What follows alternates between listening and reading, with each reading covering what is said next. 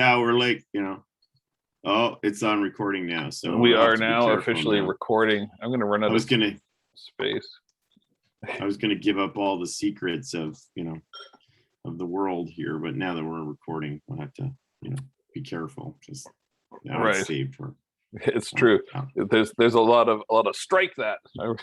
It's true. That back in the days where people were just taking notes at the board meetings. Strike that. Okay, so let me share the screen here. What am I sharing? I'm going to share that. And then I'm going to put it into slideshow. Come on. Perfect. All right, are you seeing just the one page, or are you seeing my... Looks good. It looks good? Yep. That is good to know.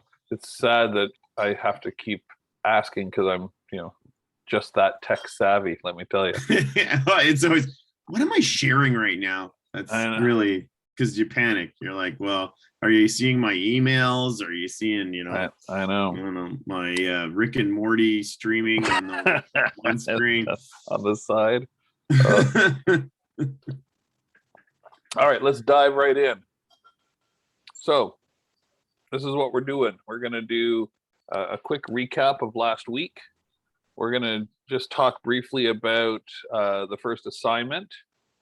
And then we're going to dive right into the importance of people.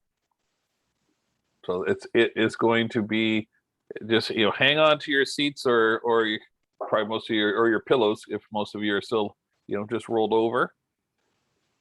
And because it's going to be a good one. All right, so really what we talked about last week was connecting all those dots. And if you remember from those, that lovely chart we were putting together where we were drawing the connecting lines between departments, it's a spider web. And at the end of the day, every department connects with another department in some degree. And the best run attractions or businesses, any business for that matter, are the ones that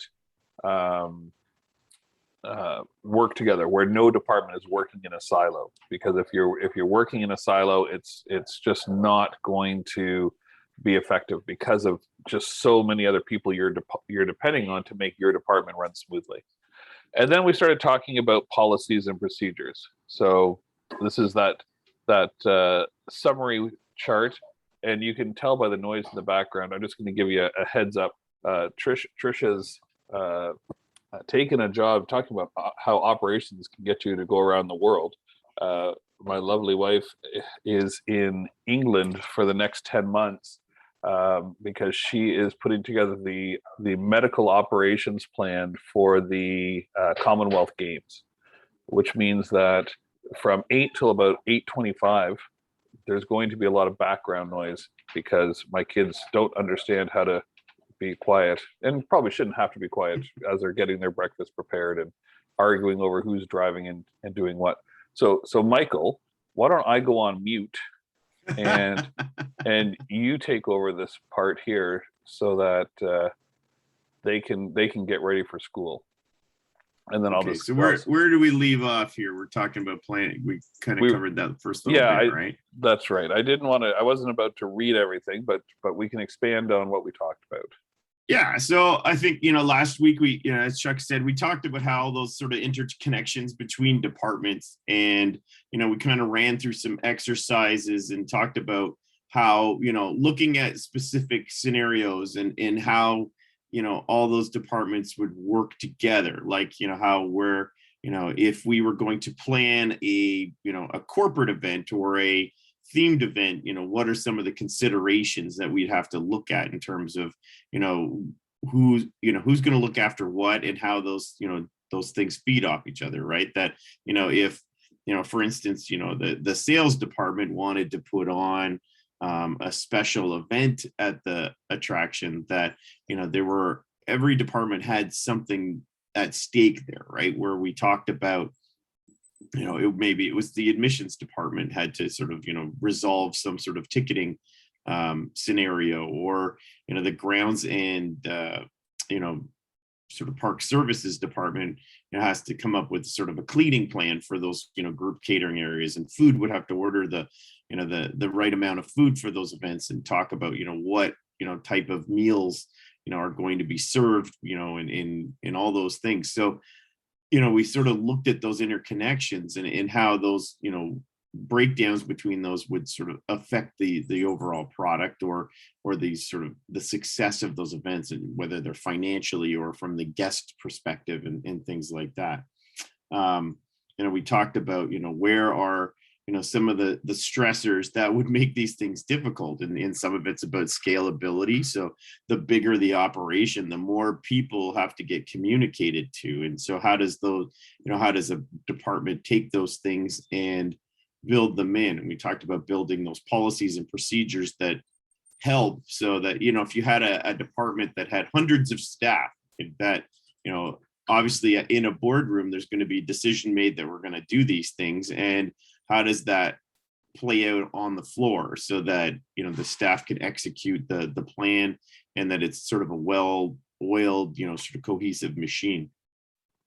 We talked about that the nature of the staff and attractions, you've got a lot of part-time staff, you got people kind of coming and going, so that presents some challenges in communication about building that kind of stuff out. And that's why we talked about those policies, procedures, to be clear, and to really sort of stick to what we call, like, when I was I was working in the Paramount Parks chain, we had this sort of standard attractions operations guide that was built by all of the parks. There were 5 parks in that chain, and all of us, we over a number of years built this massive binder that talked about every facet of operations, ride operations in the Paramount Parks chain.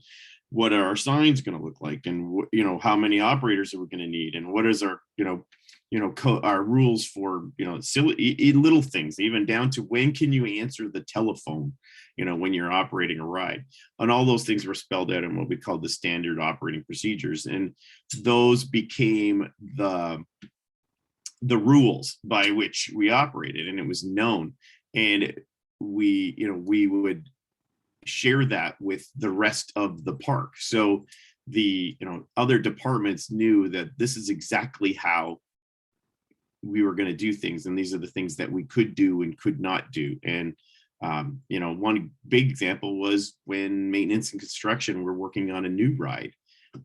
We had a policy in there about how do we commission a brand new ride. When does operations say that this ride is ready for live passengers on the ride? And it was quite extensive, all the things that we needed to check and test, and how many times did we need to run this ride without failure, and all those other things. And by failure, I don't mean like it falls apart, but that we had error codes or things that would flash up from the computer. And that was our roadmap. And that was like it's mentioned here, it ensured accountability too. And one of the things that we did to make sure that everybody was accountable to those rules is we would send people from each park. So one of my jobs in the summer was to spend 2 weeks at another park, and I would fly down to Charlotte, or I'd fly down to Cincinnati, or all those sunny, glamorous locations that I mentioned there. Doswell, Virginia was a destination, let me tell you, and spend time at those parks working with them, but also making sure that what they were doing matched what was in that SOP. And the final thing that I had to do before I left those parks was present that to the director of operations, and usually the general manager of that park, and walk them through some areas where here's an example of where you're not being completely consistent with the SOP, or here's areas where you're doing great, and various things like that. So quite a bit goes into those things, and in a lot of consideration about like I said, communication and development of your policies and procedures and things like that go through that. So anyone have any questions from last week's topics, or anything to add to what we talked about last week that you thought about over the week?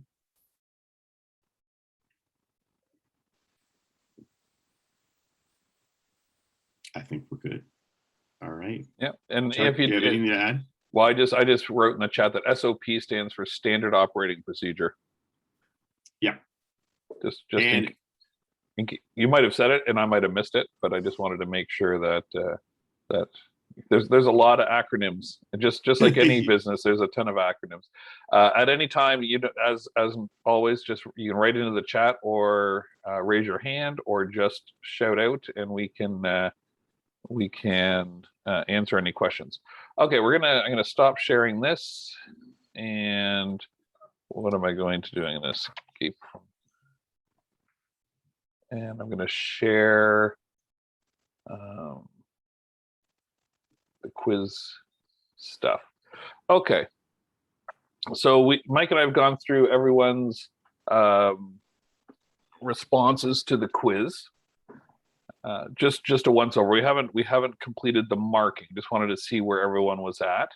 And we just want to quickly review and sort of explain what we were looking for, so that so you can have a better understanding of what your mark in the comments are at the end. Remember, it was only worth 20%, and there's lots of opportunities if you didn't like your mark, which I think all of you will be fine with what you're receiving. You can reach out to us and we can walk you through it. Mike and I, as we are going through this and teaching it for the first time, are realizing how much information, how much we've actually learned over the about this, and how much has become second nature to us.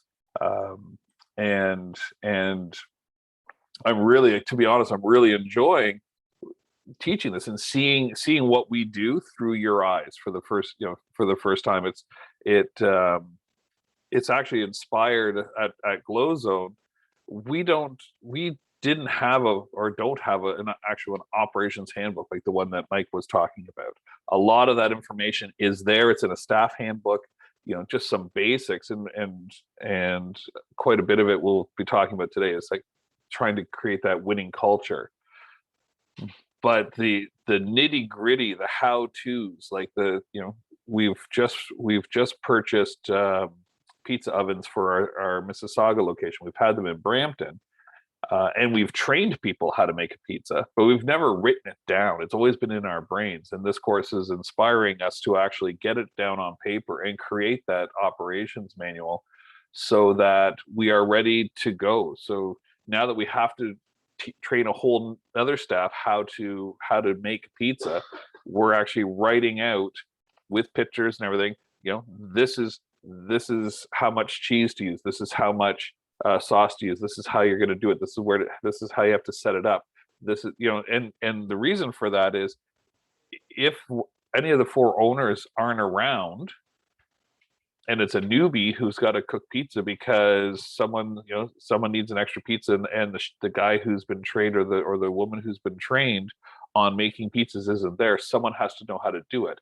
And once you're trained on it, you know how to do it. But if you haven't been and there's no one there to help you, you need to have that guide. So it's I'm really I'm learning in this course too, and I'm learning how important it is to write stuff down. So I'll be sharing, as we are creating our operations manual, I'll be sharing that out with you guys as well. Okay, so the quiz is out of 100, even though it says it's out of 101. So everyone gets 1 mark if you picked 2 attractions. What we were looking for in the first part is when we say list, we were looking for that list, and we had. If you'd gone through the recordings or looked at the decks, all of the different descriptors were there. We had gone through it. So basically, we were looking for you to pick and choose which descriptors fit the attraction that you chose. Does that make sense? So if you had picked Canada's Wonderland, so you look at the where are we here? So list the departments. So we had those all listed out, and we actually, for Wonderland, we actually did have them listed out. You could have very easily just cut and paste and put them right in there. because they were all part of the weekly lesson plan. And then this first part is, the physical and the theme descriptors, same thing, just list, and then you do it for both attractions. Then I think the harder part, and that's why we sort of marked it, a little bit more, was comparing them. So why are they the same, and why are they different? And I think, for the most part, a lot of you guys did a really good job of recognizing that, although from a theme perspective, from a size perspective, from an overall experience perspective, they were different. When it came to operating departments, there's a lot of similarities. So that's sort of where we were looking for here. And then sort of like a restaurant, like there's a billion types of restaurants out there that based on the type of food or the method in which they're serving food, whether it's quick service or counter service or sit down, that there's at the core of it, it's still a restaurant, right? So they're still serving food, so there's a lot of similarities to that.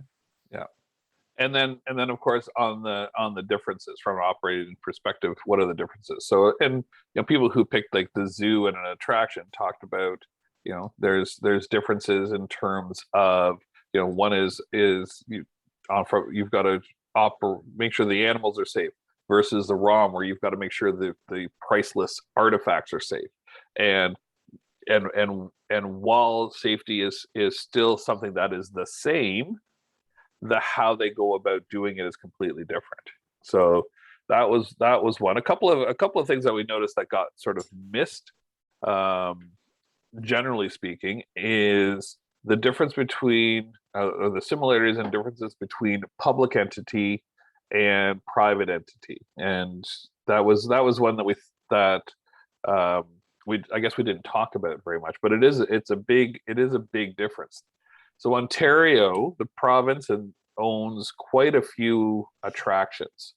The AGO, the ROM, the zoo's owned by the Science Center, Science North, Huron, Saint Marie among the Hurons, Fort William, and a couple others. Fort Henry, that kind of stuff. Yeah. And then the city owns the Toronto Zoo, and then the feds own, same thing. They own some of the bigger ones in Ottawa, and so when you are dealing with public entity monies, things are completely different when it comes to how you go about procuring things, how you go about setting your admission rates, because sometimes you don't have a choice. Like if you think your attraction's worth a $50 ticket, the province might say to you, no, we're doing it free this year. And that's what happened at Ontario Place for its 40th anniversary. We had all these plans, and we knew that it was going to be a great year, and we knew that we should be able to charge a lot of money. And the province said, no, it's free. And we could probably have a whole class on the demise of Ontario Place. That's true. We probably could.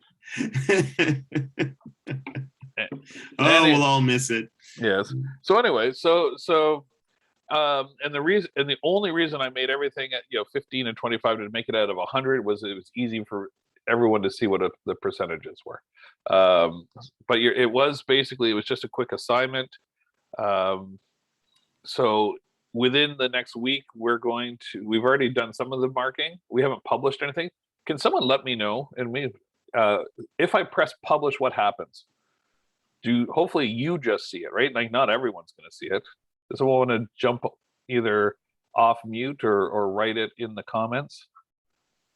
I don't know how the whole marking thing works. Oh, maybe not. I don't know. They probably don't even know. I would say. Oh, no, Brittany does. Okay, go, Brittany. Yeah, I'm not 100% on your end, but I'm pretty sure when you publish, it's only for us, like for each individual student. Okay.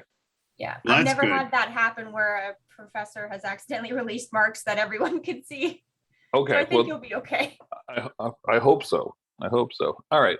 So okay, so everyone's feeling confident with that. Then if you guys are confident with it, we're confident with it.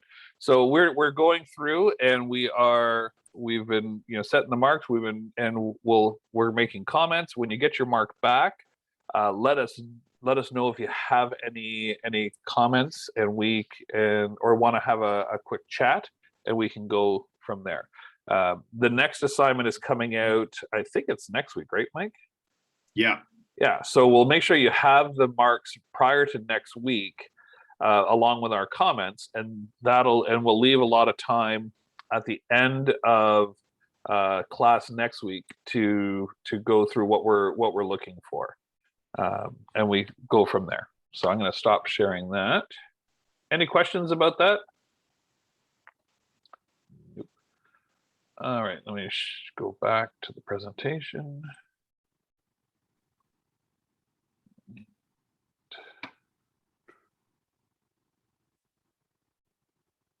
All right, take it away, Mike. Woo-hoo. All right. So, yeah, so you guys are going to help me stay awake today because I had a very long day yesterday. So, oh yeah. All right. Here, wait. Why don't you tell them some of the joys of working in operations, Michael? Working in operations, especially during the COVID-19 era, where you're go in one day and you think everything's going to be in great shape, and then all of a sudden half of your closing team can't work because there was maybe an exposure and I doubt it, but at the same time, basically turning people around at the door and going, go home and go get tested, and I'll see you tomorrow, hopefully, or the next day. So that turned my day from like a 8-hour day to a 16-hour day. The lesson in that is that, operations, sometimes you get put in situations where you have no choice but to operate. Even no matter what rolls down the pipe. I'll say, I could share numerous stories of my times at parks where staffing has always been the biggest issue for parks operating. And I don't think we cover it anywhere. We might, but now we are anyway. That is the biggest problem. And Canada's Wonderland is a perfect example of that this summer they had massive difficulties in staffing the park because of coming out of the pandemic and all that kind of stuff. But this is where, the show must go on, so to speak. Yes. So sometimes you end up, putting in some pretty long days or hours, and sometimes it's by design. And other times, like yesterday, it's by accident. But you have to kind of roll with that. And, every event or attraction that I've ever worked for, there's always an element of that pops in somewhere. You're just never going to have enough people, or things will happen. People will get sick, or, for whatever reason, especially when you're dealing with a workforce that is, I'll say seasonal or temporary or hourly, or it's a student-based, sort of employer like a Canada's Wonderland, where most of their staff are students. And that, usually means that, the last 2 weeks of their season is the worst for staffing, because most of their staff are leaving to go back to school and do all that kind of stuff. But then somehow the park gets busier at the end of the summer, because people remember that they promised their kids they're going to go to Wonderland. And so you got a week left in the summer. So their attendance jumps up for that last 2 weeks, except they can only staff it for about half the number of people that are in the park. So, you guys are going to. Yeah, I was gonna say, or in a year like this year, when they were already short staffed, burnout's a real thing, right? Suddenly, a bunch of students who had hoped they'd get 20 to 25 hours a week are working 40, 50 hours a week, and at the end of the summer they're like, I can't do it. I just need a break before I go back to school. So you can't blame them, right? Like it's still got to live. The one universal truth at most attractions is that when everything is going really right, marketing takes credit, and when anything goes wrong, it's operations' fault. Generally, you have to think, what?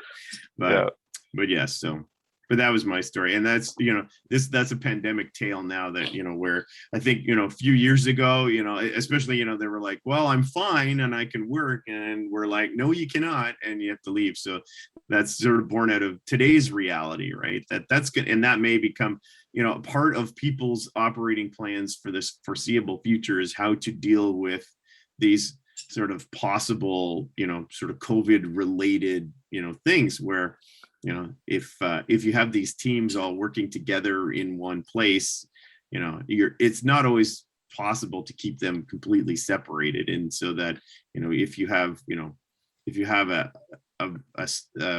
someone who can't, basically in my place of work now, you have to fill out a sort of, online, are you feeling well survey and get your temperature checked coming in the door. And if you can't, pass that, then you can't work kind of thing. Right. So, and that's what happened. But then it ends up sort of spiraling out if somebody is actually showing symptoms of illness. And, this year, even myself, I had a day where, probably a month ago where I woke up with with a cold, and, that ended up turning into me, going in to get a Q-tip stuffed into your brain and all that other stuff so that you can find out whether or not you have COVID or not.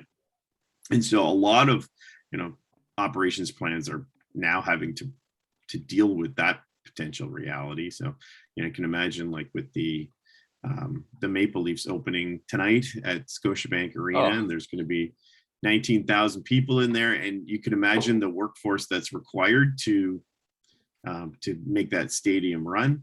And I'm sure that they're going to deal with all kinds of considerations, because you can end up really causing an impact to your operation if you lose a sizable chunk of your staff. I mean, just to put 19,000 people into the building takes quite a few just people scanning tickets and doing that kind of stuff. And if you lose 10 of them, then that's probably one whole gate. And that's maybe, several thousand people that you couldn't put through effectively in an hour or whatever space of time that you want to measure that at. And that'll be a big problem for them operationally. So, but yeah, so that's our little side, our little side quest here on today's sort of talk. Yeah, even the realities. And even from a parental standpoint, I got my kids are working, and you can no longer, oh, I don't feel good, Dad.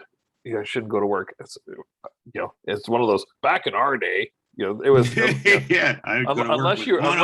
unless you physically couldn't get there or you were bleeding out, you had to go to work. And nowadays, because Jude, he works at McDonald's, and he's worked at McDonald's all through this.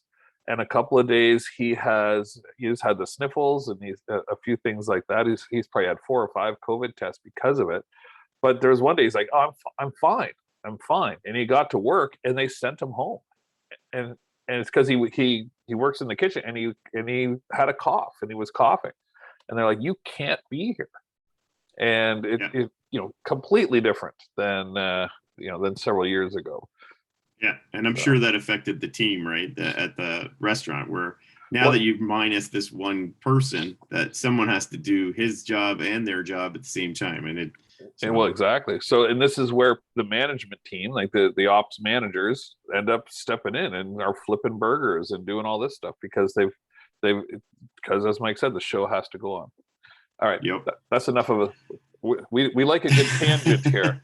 Hopefully we're not boring you with our tangents, but it's all part of the yarn, as they all part of the real world. Yeah.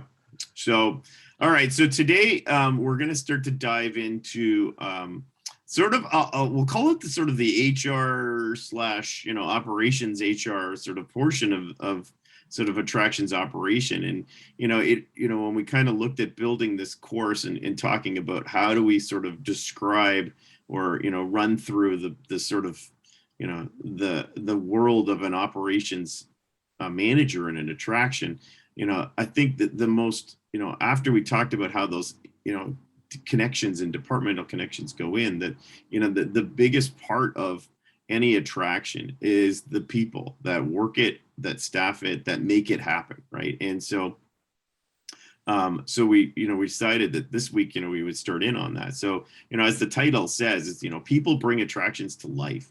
Everything you can think of, whether it's the Science Center or Glow Zone or Canada's Wonderland, or the now defunct Ontario Place, or those places that they are, without the people working in them, they're just collections of things, and they can't function and do the things that they were meant to do. So when we look at that, there's a lot of considerations to go into there. And we talked about, without that, an attraction is doomed to fail, no matter how good the concept. So you can have the best rides, you can have the best concept, you can have, the best, exhibits, all those kinds of things. But if the people that you staff the attraction with aren't, don't meet those expectations, or don't deliver that product in a way that is compelling, that is entertaining, that is safe, that is that provides that level of service that makes people want to do it again, then your success will be limited. And so as a leader in an attraction, you need to look at strategies to hire, train, and deploy staff effectively. So today, what we're going to talk about is how do parks and attractions hire and deploy their staff. And then, in a future lecture, we're going to talk about how they train and develop their staff once they get them in the door. So that's where we're going to go today. So, all right, Chuck, drop us in. So the boring but important stuff. So, we're in Ontario, so we're going to talk a lot in this course about how working in Ontario sort of affects the attractions industry as a whole.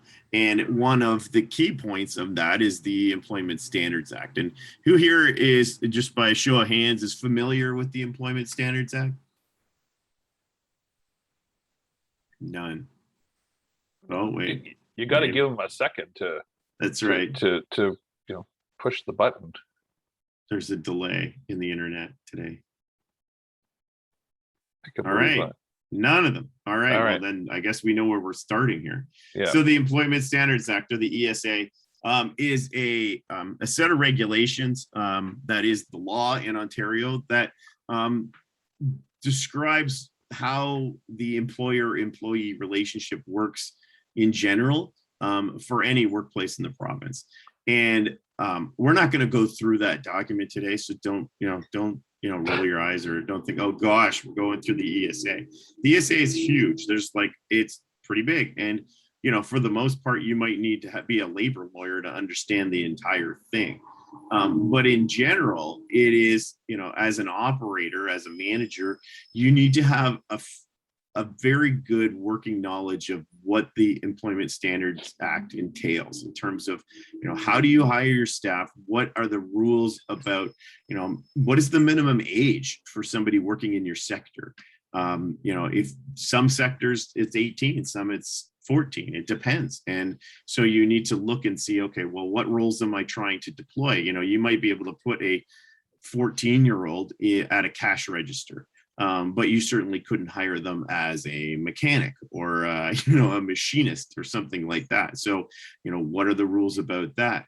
How long can I make my staff work for?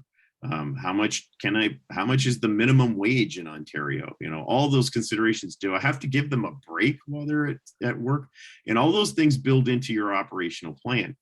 For an example, and this isn't an Ontario example, but this is how employment standards affect how you operate your attraction. So there's a park in Charlotte, which is in North Carolina, called Carowinds. And Charlotte is very close to the North Carolina, South Carolina border.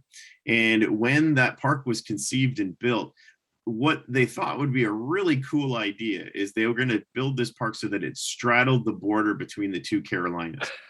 And so if you go into the park, and it's kind of a cool feature, if you go into the park, there is a line right down the middle of the park, and in their interlocking brick, and it's those typical tourist attractions, like this is the border, and it shows you the border between North Carolina and South Carolina.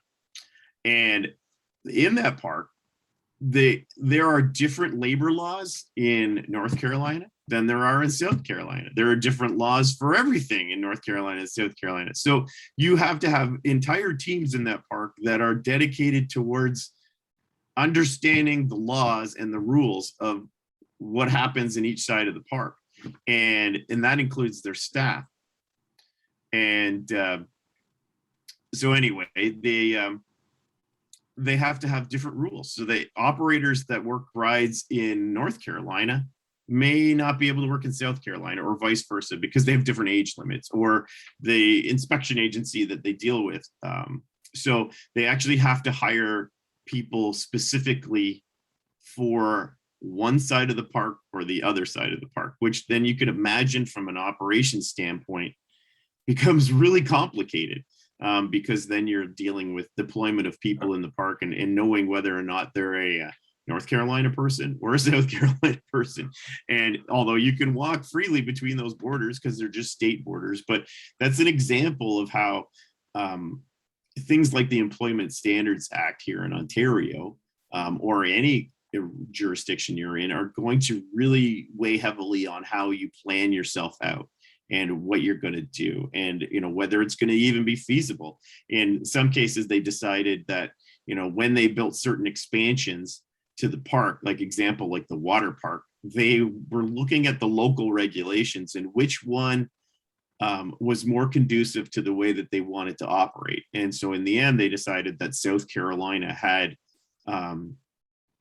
rules that they could more easily operationalize. And it was, it wasn't that they were trying to circumvent anything or make it, sort of, skirt the rules or anything, but that, the rules were less onerous on that side. So they could, they found that they could hire more staff because they could hire them at a younger age, or that, the supervision requirements or things like that were a little bit different, that they could manage it. So anyway, Mike, yeah. Do you think, and this is because I find this fascinating. Do you think when they said they were going to build the park, did the owners take all of these things into consideration? Did they talk to any ops people, or were they, because the park wasn't there before, or did they just say, this is going to be a really good idea, let's just do it without, because we've talked at length in this course already about the importance of communication.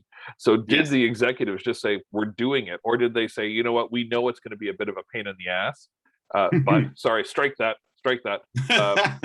It's going to be difficult from an operating standpoint, but we understand that it's going to be difficult, and we're going to do it anyway.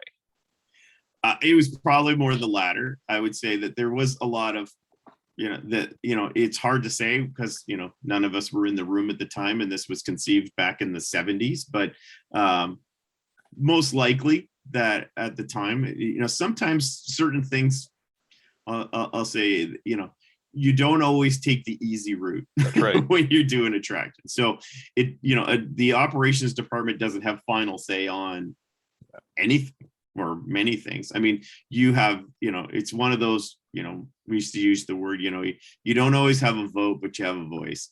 And in some cases, you present your best case forward about why, things need to be a way that they are, but then other considerations, take precedence. And in that case, the attraction of having a park that was themed on being, a park of the Carolinas, sitting on a piece of land that straddled the border, was going to be their hook. And so, they were just going to have to face every department. And it wasn't just, ride operations, it would be food and beverage, or because they had different liquor laws and even taxes, where you're doing retail taxes and selling at your sales points, that, South Carolina may have a different, sales tax rate than North Carolina. That was going to be something that the ownership group, or the sort of the leadership group at the most senior levels, was willing to put up with the sort of inconvenience of that for the upside that they thought that it created. And that can't, that happens in a lot of situations, where I'll say from an attractions operator standpoint, that even like something as simple as, what is the new ride at the park going to be next year? that is a topic of, usually years of conversation between, different departments. And in the end, though, sometimes, the attractions department or operations department may say, well, we're not a big fan of this particular attraction because it's, labor intensive, or it, has all kinds of, things that are baked into it that are going to make our lives complicated. But you're not going to win all of those because the park thinks that it has, and by the park, I mean, sort of the executive team as a whole thinks that, there are other considerations at play. So whether it's, that, they believe they can market it more effectively, or that they, it's going to be a big draw to the park because it has, real appeal, or it adds to there's a lot of considerations that go into it. So you're not always going to win it.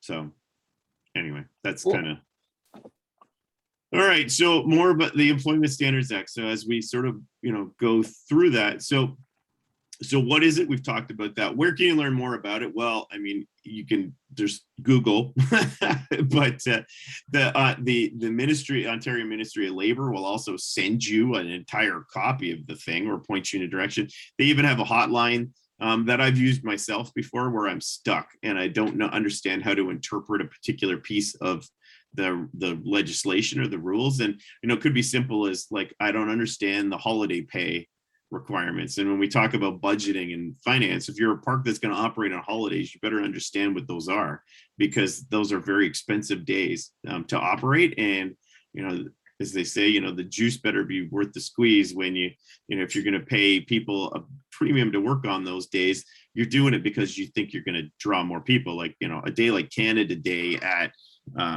Canada's Wonderland, it's not even conceivable to think that the park would decide that they wouldn't want to operate on that day, but they know that operating on that day is going to be very expensive because the local legislation, talks about how people get paid and all those, sort of considerations. So you need to understand that in order, when you're building your operational plan, to sort of put that together. So, there's a lot of resources available for free online through that. And I think the point of this is, why is it important? It's not so much that this is, that you need to be an expert in these things, but if you're going to be in a field where you're operating and managing people in any business in Ontario, or in any, region in the country, or in North America, or the world for that matter, that understanding the local labor requirements is a big deal in terms of how you build your plan, what types of things you're going to do. It affects sometimes even how you build product. We'll talk about sort of, the water park examples, and, that sort of, there was a lot of considerations about what type of staff do we need to put on this attraction if we put it in, because there are standards in place, or there's regulations in place. So, but, that it really sort of starts to peel into when you're starting to make these decisions about what you're going to do or how you're going to operate, to understand that sort of, what is the playing field that you're going to be operating on, and what are the rules that you cannot control. You can't bend these to your will. You can't decide to ignore them or change them. They are fixed. As much as the same now, where operators are dealing with vaccine mandates or with other COVID restrictions. They're not things that you can ordinarily choose to do or not do, because, if you want to be a successful operator, you need to be also in compliance with all rules and regulations and the laws that surround, how you go about doing your business. And this isn't a sector specific piece of legislation, but it definitely, weighs pretty heavily on it. So any comments on that, Chuck? How does that at Glow Zone, did you guys have to consider some of these things? Yeah, we had to consider it all, because as you point out, it is there's no wiggle room. So it dictates how long we put our staff on shift, because as a small operator, if we can get away with not paying for breaks and things like that, it's a good thing. So, our shifts are shorter here. Actually, Jude at McDonald's, same thing. There's very, very few shifts that go past um, the allotted break time for that. I think that's part of the reason. Yep. And we've got minimum wage. We have staff that are under 18, staff that are over 18. We've got some that are students, some that aren't students. So there's a whole bunch of different rates there. There's the whole vacation pay, which is part of it. So all of our staff are part-timers, with the exception of the ownership group that works there. But they're still entitled to 4%. So it actually, we made the decision, we pay out that 4% every paycheck. So on top of whatever you made as your wage, you also get 4%, which is the minimum, which if you work 2,000 hours a year as a full timer, that translates to 2 weeks worth of holidays. So there's a lot of interesting stuff. The rules keep changing about holiday pay and how do you calculate holiday pay. And so even if you're a part-timer and you're not working on the holiday, we have to calculate how much we owe you for that day. And there's a formula that we have to put in and do all that, to make sure that you're getting paid out what you're owed based on what the Employment Standard Act says. So, and when you think about it, you say, well, why would I, as an operations manager, need to know these things? Well, in some cases, you have the benefit of a human resources department. You can imagine that larger, attractions like the AGO and the ROM and the Science Center and, the aquarium and all that kind of stuff they're going to have a human resources department or human resources person or manager that is the sort of go-to expert on these things, and so they will guide the sort of process of how you hire and recruit and, onboard and do all those things and make sure there's compliance. When you start looking at, and we talked a lot about the attractions industry's many, many things, and, it's easy to sort of get stuck on some of the larger players in the industry, but there are so many, there are more people or organizations in the attractions industry that are in the very small, territory, and you're talking these little eco tours, even the glow zones of the world that are, they are small organizations that aren't deep in terms of the number of, people they have. There's Glow Zone doesn't have an HR department. The HR department is Chuck. I feel bad, and I feel bad for all of the staff. So when if you get into the attractions industry or the industry as a whole, that you may find yourself in more likely than not running, or working in sort of what we'll call a smaller sort of organization, and that you're not going to have that level of support. So you need to understand it and where what you need to do and what you can't do. And that's really where even in the the province itself, small business is the biggest focus of the Ministry of Labor in terms of dealing with regulation and compliance, because they tend to be the ones that have the least amount of access to expertise in terms of trained professionals that have spent months of study or years of study doing that. I'm sure that Durham College somewhere has an HR professional course that their topic when they deal with the Employment Standards Act is like a whole course, as opposed to 12 minutes in a 1 week class. So it's very important that you sort of become familiar with, like I said, the local regulatory landscape wherever you end up, if you're going to end up in this industry, and understand what your obligations are is moving forward. So but I think I will leave it at that in terms of the topic. And then just as on top of the Employment Standards Act, there are some working environments, even at attractions, that are working under a union. So union guidelines, or part of the staff are working under union guidelines. Which will sometimes have different rules and regulations that as the employer you are obligated to follow. Um, so that's just you know just to throw one more layer of confusion in there. It's not as prevalent, but definitely at the Ontario or the provincially and federally owned attractions, that is the case. Yeah. So, all right. Well, Am I going forward? There we go. let's it's 9 o'clock by my clock. So Oh, is it I think this is already? probably a good time to sort of take a very short break. Before we do that, anybody on the call have a question or a comment that they want to bring up in regards to what we just talked about?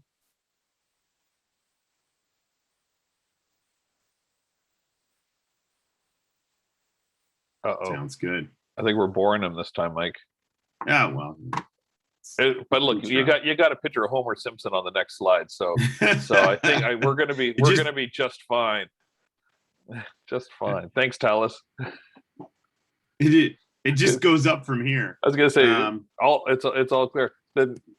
Yeah, for sometimes when you're actually working in it, it's as clear as mud because it does, especially Yes. during this COVID time, because things have changed. The amount of revisions to the Employment Standards Act in the last 18 months Ugh. has been absolutely insane, and and they add things and then they delete them back out and then they make them active and then deactivate. It's been an interesting. I feel bad for all of the lawmakers, like the lawyers who actually have to write these new regulations, because we should maybe we'll post one of the latest ones in this week's links, especially as they pertain to our industry. And it'd be very interesting. You can take a look at what revision number it is and what's been struck and what's been in, and you can really get a sense of the craziness that both the staff and I guess most importantly the staff have had to try to deal with, and then the management teams that are trying their hardest to make sense of it and then try to implement it in a way that is conducive to making sure the staff are comfortable, the staff understand, and the staff are safe. So anyway, we'll leave it there. And what time do you want them back, Mike? What do you think? 10 minutes? Is that fine? Well, yeah, I'm good with 10 minutes. I could. All right. So it's 9:01. Let's say 9:10. Okay. That we're back, ready to roll, and we're gonna kind of get into some stuff. And I've got some show and tell and all that kind of stuff. And it's gonna be a roller coaster of emotions for the next hour after that. Perfect. Okay. All right.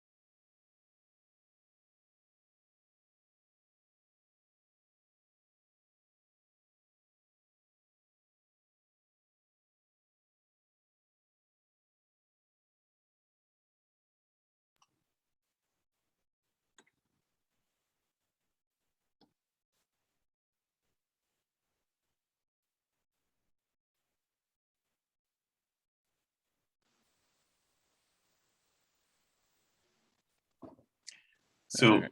while we were having the break check, I started looking at my screen. And so we just continue recording through that break. So everybody who is like going to watch this later has to take a 10-minute break with us. That's true. That's what happens every single time. And my guess is they just fast forward through it. Or maybe they take a break. Maybe, You know? maybe. It's true. So All right. Just let us know if you're back. You can just put your thumbs up, or you can put it in the. There's Brittany's back. Knopf's back.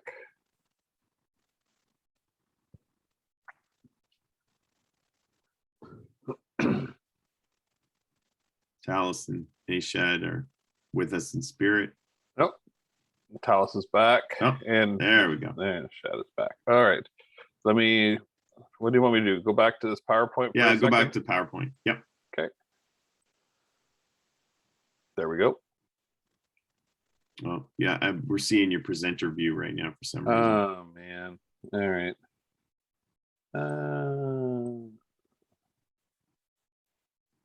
Better?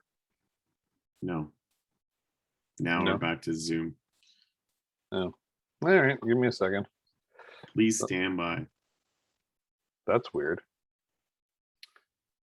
Okay. So You probably have to like exit the Yeah. presenter view and then Yeah. jump back in. Yeah. Okay. I just love technology. Okay. Now what are we seeing here? Now I see PowerPoint, so open it up in like present mode and see Yeah. if it'll. Okay. From the current slide. Yeah, That we're work? good. Is that working? Okay. Okay. Excellent. All right.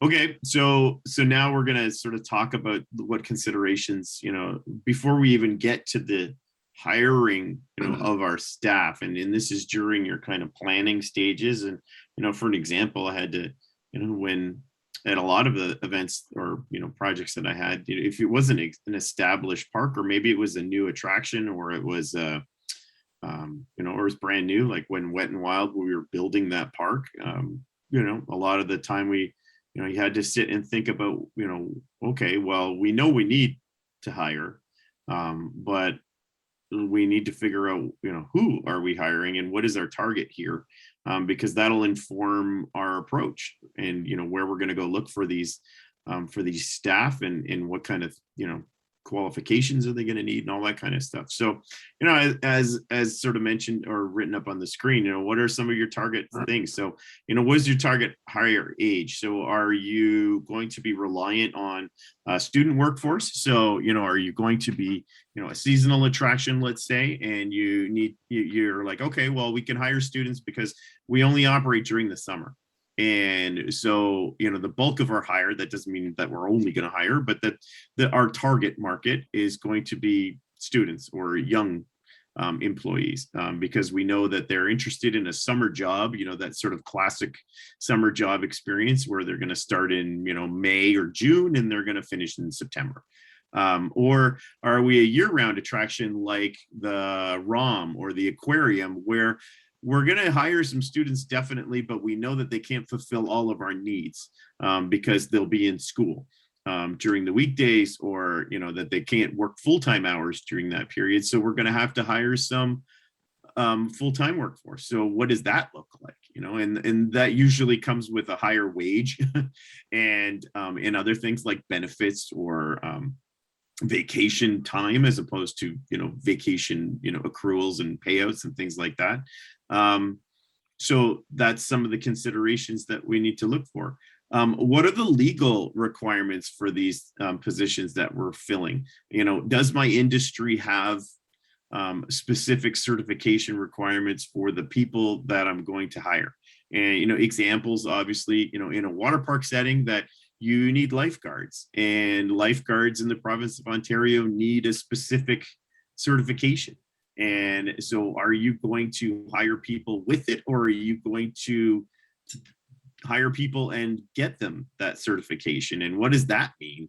And what does the labor pool look like for people with those certifications, whether it's lifeguards or a mechanic for your attractions, or an electrician or a plumber or things like that. When you get into these big maintenance departments, what does that look like? And what is the potential pool of applicants that you're looking for? Is this a very highly specialized certification that you're going to need, or is it something that lots of people have? As an example, lifeguards right now they're at a premium in the province of Ontario. And I could probably sort of talk for, an entire 3-hour block about why we're in this position that we're in the province of Ontario.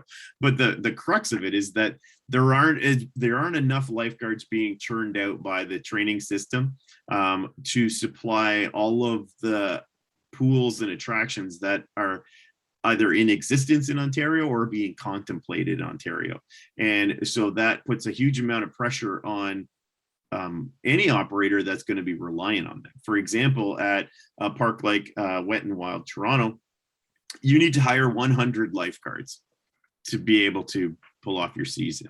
That is a very difficult challenge. And you can't replace them with somebody else. You just can't hire someone and say, well, we'll just stick them there instead. Or I'm going to take the guy from sales and throw him in the wave pool for the day because we're short. No, you've got to have a lifeguard there. And so what does that mean for you? And even at the very bottom end of it, like at in Canada's Wonderland or any water park operator face the same thing. Once you understand the rules, there are certain water attractions that don't require lifeguards, and then they become much more popular by operators when in Ontario, when you're contemplating what you're going to do as an expansion in your water park, or what attractions you're going to put in there, because you may be able to staff them with other people because the rules don't require a lifeguard here because it's a zero depth attraction or it's a splash pad or something. That's why you would look at something like those splash pads at the zoo or African lion safari and those kinds of things, because the supervision requirements are a lot less stringent, because nobody can drown in a splash pad. Well, you'd hope. But, so the rules, are the water quality and all that stuff. You may need to deal with technicians and stuff, but you don't need the same type of lifeguarding that you would on a wave pool. So that informs how you kind of shape your park and sort of the types of things that you want to do. And manufacturers, even in the water park industry, are sort of catching on to that, because it's not a uniquely Ontario issue, but it certainly, Ontario has made it more difficult for ourselves to deal with it. But they're looking at ways in which, you don't need that specialized training. But that lifeguard's one example, but like I said, there are many other types of things. Yeah, Knopf wrote in the chat, Smart Serve is another example, and that's exactly right. Yeah. If you're going to serve alcohol, right, you need to hire people that are at least 18 and take the Smart Serve course, right? And and that's another example that as an attractions operator, alcohol is a big part of your food and beverage program. Most places would say that that's sort of almost a non-negotiable at some point, and depending on, unless you're a strictly children's attraction, you probably don't want to serve alcohol there. But, for the most part, a lot of places you would want to serve it, and not that you're going to be a bar. Sorry, Knopf, you have your hand raised, so I'll let you speak. Yeah, it's just like I'm a little bit curious. I mean, you mentioned a lot of regulations like concerning Ontario and, the thing about the lifeguards and stuff. A little bit about like whenever we're doing anything, especially here, you have to sign a waiver. And the waiver is mostly like you could lose your life. You could like lose Yes. a limb and blah, blah, blah. Why on earth are we signing this if the regulations are so hard on the people? I mean, for me, it feels like it doesn't make sense. I hope that I'm clear here. Like, No, I understand what you're saying, and that that's an interesting question. The waiver thing is kind of weird, right? Because you have certain attractions like treetop trekking, let's say, is a great example, right? Where you sign some sort of waiver before you go and you do these high, zip lines and high ropes things, but nobody signs a waiver when they go into Canada's Wonderland or do those kinds of things. So some of it is like I'll say it's kind of like an industry sort of legacy piece that just everybody does it, so we're going to do it, and we think it might cover us. The reality is that in a lot of jurisdictions, in Ontario included, the waiver doesn't really do much on a legal standpoint. It certainly covers the operator. I've ran zip lines. Wet and Wild had a zip line, and we had a waiver. It covers you from, as an operator, it covers you against sort of liability in very narrow sort of cases, and where I guess it can be proven that there was no negligence on the part of the operator. But in general, if you are operating an attraction in Ontario and something happens on it or at it, then you have some degree of liability. And it doesn't matter if someone signed a waiver, whether or not that happens. So some of it's just born out of sort of what the industry as a whole does. Like example would be like the ski industry is very proactive in terms of making sure that people who use ski hills understand that this is not an entirely safe thing, that it's very active. We don't control all of the factors, and there is a better than zero chance that if you go downhill skiing, that some of the people going that day are going to go home with a cast because that's the nature of that sport or activity. So I don't know if I can answer completely, but when you get into certain very niche, sort of attractions or attraction styles, then you typically kind of go with what the industry as a whole has done, and that we'd call that industry best practice. And that in those industries, that a waiver of liability is something that you sign. And in some jurisdictions, it may very well be that once you sign that waiver, then you're on your own. But in Ontario, it's not really that clear. Yeah. And sorry, to your point, Mike, you don't sign a waiver when you go downhill skiing, and maybe that's just because it's been around for so long. People just inherently know that there's danger in it. However, when you go whitewater rafting, you're signing a waiver, and I think part of it is that maybe it's a little bit more niche. Not as many people whitewater raft as go downhill skiing, and I think part of it is so that you as a business owner know that they understand what they're getting into, because especially for things like a whitewater raft, or when we were in BC this summer, we had to sign waivers to get on to the boat to go whale watching, and we had to sign there was waivers at a lot of places, and part of it is so you know what you're getting into, because you can't go halfway through a rapids and go, no, you know what, this isn't for me, because you're in the middle of the rapids. So, you need to, as the operator, you need to make sure that the person understands we're about to do something that is crazy, exciting, potentially dangerous. And, you need to make sure that this person isn't going to, freak out halfway through the attraction. Yeah.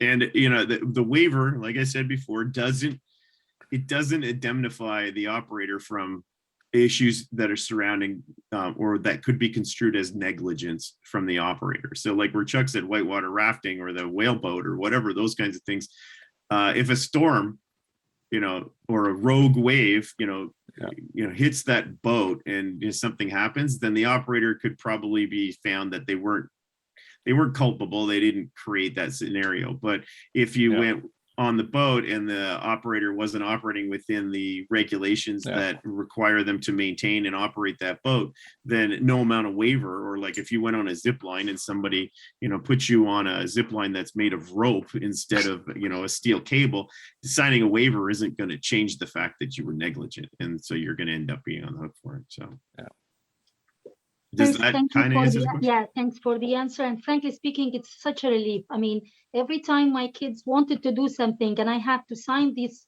like waiver instead of them, I was like, does that free them from all liability of at least checking safety measures? And so to know that, no, they will still have some liability for like negligence, but you know what you're getting yourself into. I think that makes sense now. Thank you. Yeah.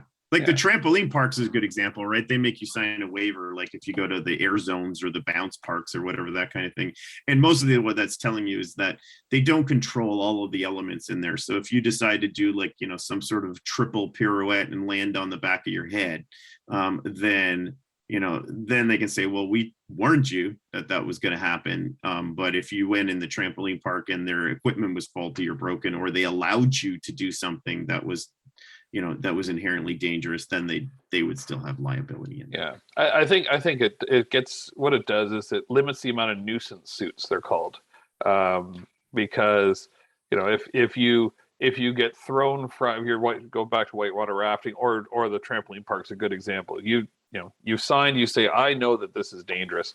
So, you're bouncing on the trampoline and you roll your ankle. Well, you rolled your ankle, but there are people out there that would say, well, geez, this is, my ankle's worth $100,000 and will sue for $100,000 for a sprained ankle. Well, they're Yep. going to say, no, and they're more than welcome to do that. But that something like that would get thrown out of court. They're going to say, no, you knew the inherent dangers of what you were doing. You signed for it. Mhm. So Yep. but if the person rolled their ankle because the trampoline broke through, then there's a case. So Yeah, I had a woman sue us as a park operator because she tore her ACL putting on her pants. So, yeah, you can imagine how that went. But anyway, that's your all right. fault, So Mike. it was our fault.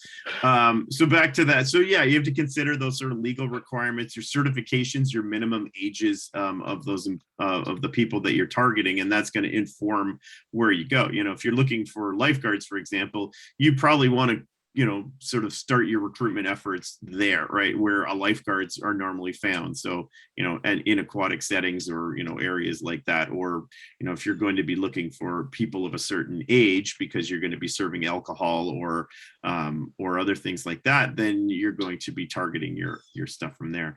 And that continues on, what type of training and certifications do they require, and are you going to provide them, or do they come with them already? And, that all sort of builds into that. Other considerations that you might need to think about when you're looking at hire, sometimes there are certain inherent qualities that people need when they're doing these jobs. Like a great example would be if you have like a dressed up character program that, like take Disney, for example, that they're going to have the Disney princesses, walking around the park. Well, then you're going to need to make sure that they're female staff, because there are no male princesses, that, they need to be of a certain, age, height, weight, ethnicity, those kinds of things. So there are things you need to consider, and you need to consider them against, sort of what are the local rules and regulations. And there are bypasses through the ESA and through the human rights, tribunal, saying that, you obviously your hiring can't be informed by those things normally, but if they're bona fide requirements of the role, then you can say that we're only hiring applicants of this particular thing. And the example of those sort of suits that people put on to walk around and look like characters in the park, there are specific requirements. And or if you're running an entertainment program, you might have to have auditions, because you're looking for talent. And so if you're going to have a singing troupe, then you better make sure that they can sing, right? And all those kinds of things. So before you even get to the nitty gritty of like going and setting up your interviews or doing things like that, then you need to have sort of a moment where you sit down and decide who you're going to hire. Another example in the sporting event world, a lot of their staff, like the Olympics, Pan Am Games, Commonwealth Games, yes, there are paid staff, as Chuck had mentioned earlier, that his wife is actually doing a paid gig to do that. But when I was at the Pan Am Games, the largest segment of our workforce, and we would consider them a workforce, were volunteers. They didn't get paid, but they were definitely volunteers. And most Olympics run on volunteers by a large margin. That they'll have a management staff that coordinates them and deals with all that kind of stuff, and there'd be a large paid staff. But by magnitudes larger, there would be a volunteer workforce. And the only industry I would say as an attraction that probably gets away with that is the sports industry more than anybody else. Well, no, Yeah. and the culture industry. Culture industry too. So, That's so right. the ROM, when I was at the ROM, they have a huge volunteer base too.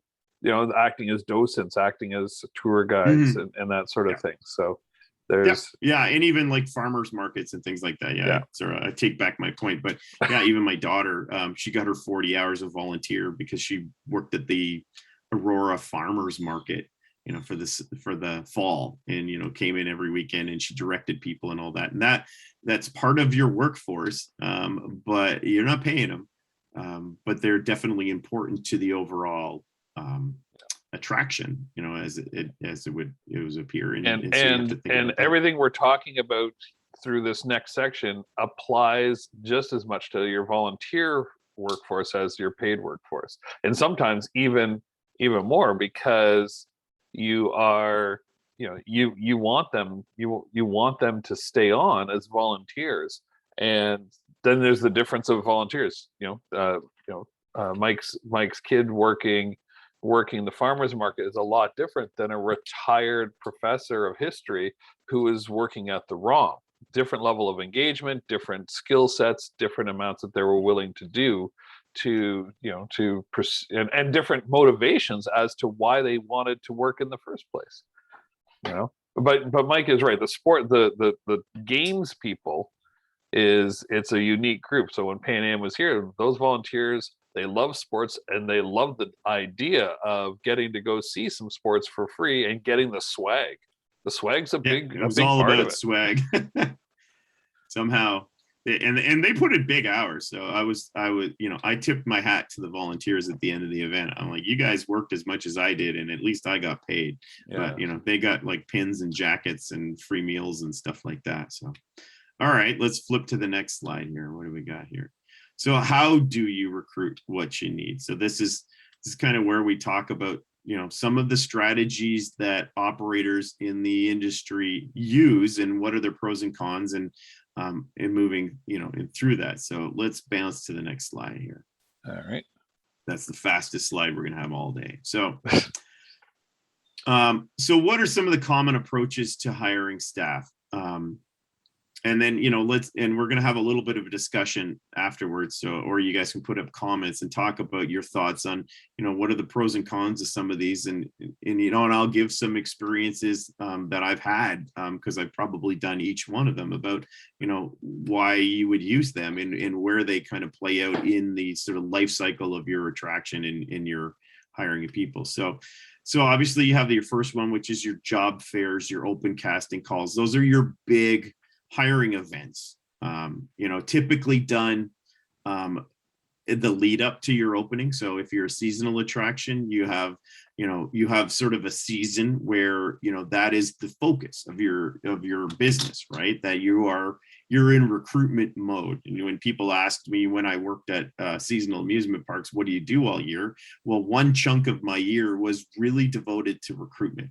And that was, you know, it was 2 months of the year or 3 months of the year where we spent doing large mass hiring events, because, you know, we needed, you know, thousands of staff. So it was a production, right? And we were bringing people in and they were open calls. So we weren't booking interviews. It was more like, hey, we're hiring, and, you know, show up. And you'll hear it on the, you know, other industries do it too. Like, you know, Amazon is always posting now that they're doing these open things. And I think Walmart's doing it now and all that kind of stuff. But so you have those, and then you have this sort of targeted recruitment, right? So you have your job ads, your listings, your kind of stuff like that, where you're specifically reaching out. And maybe that's because, you know, you have a specific need in mind.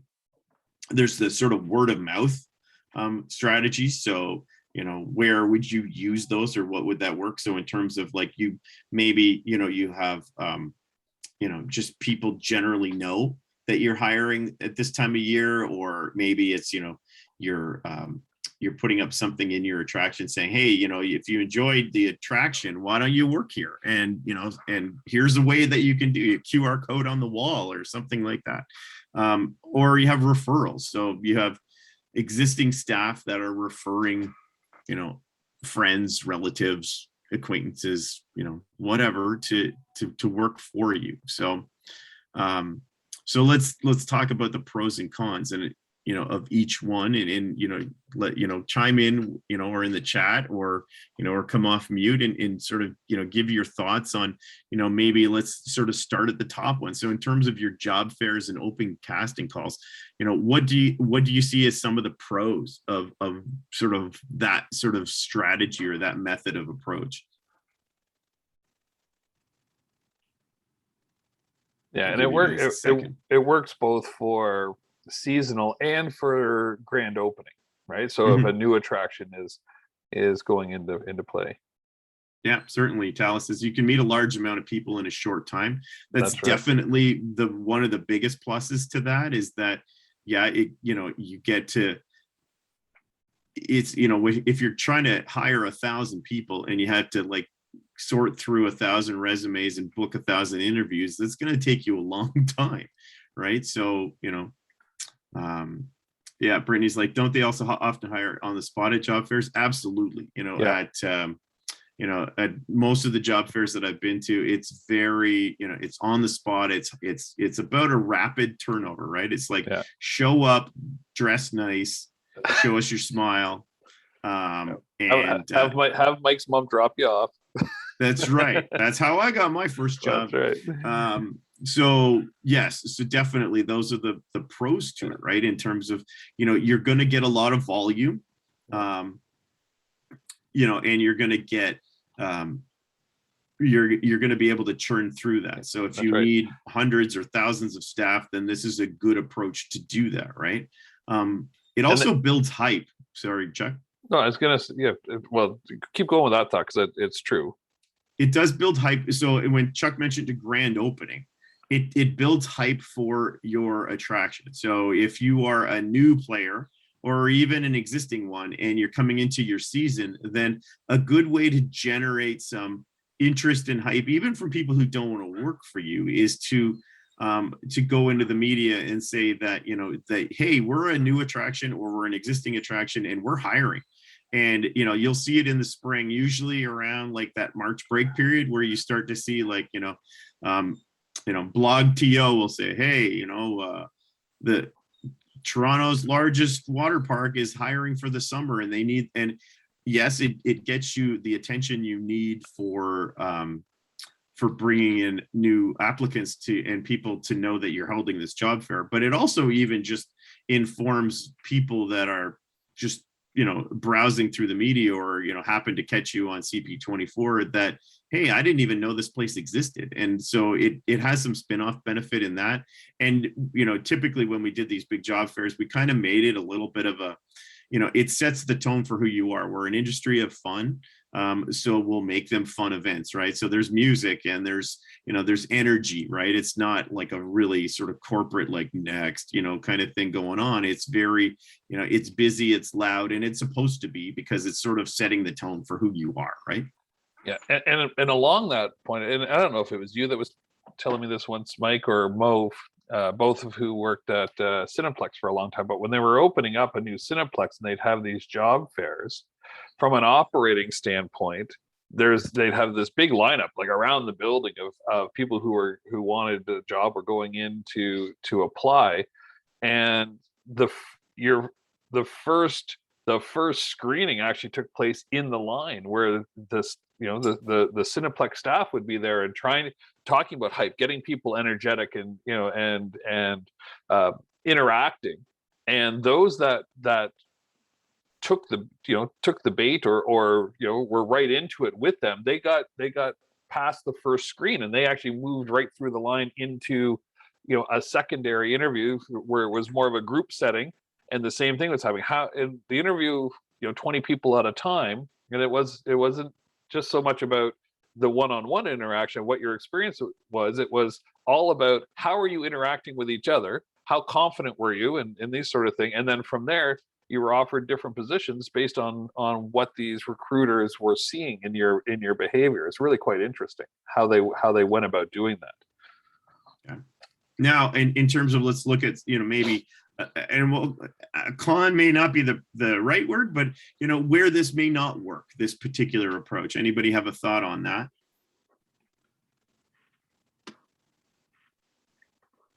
Why wouldn't you, want to choose the sort of giant open casting call for a particular role that you need to fill? Like, you mean why it won't work or why people need to do it? Why wouldn't you, like, so we've talked about why it's good, like that they, you generate a lot of traffic, you get a lot of people in, but, sometimes it's not the right approach. Maybe that's kind of the way I would phrase it, that it, you would choose to do something other, like, maybe go to a targeted recruitment or something like that. I think first of all is the volume of applicants. I mean, it's very hard to decide within like very short time whether this person really fits the job or not. It's just like very, even the interview would be like as short as possible. That doesn't give the right impression most of the time. I'm talking from the employer point of view, of course. Now, from the employee point of view, that would be like, I think, very crowded. It's going to be crazy, and you need to make, you need to convince the person to hire you within like minutes. That would be like the most difficult task that you will ever have to face, I would believe. Yeah, no, definitely. Anybody else? Any thoughts?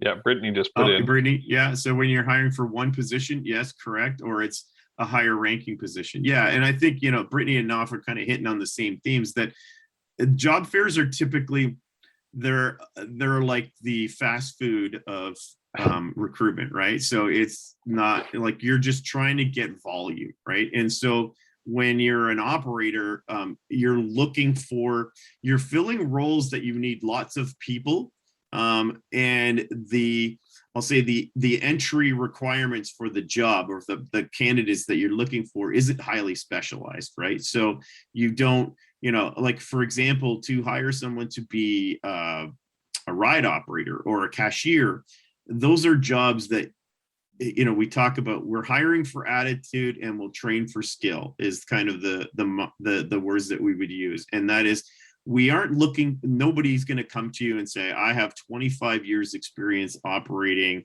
an amusement ride or a trampoline or something like that. It's just not going to happen, right?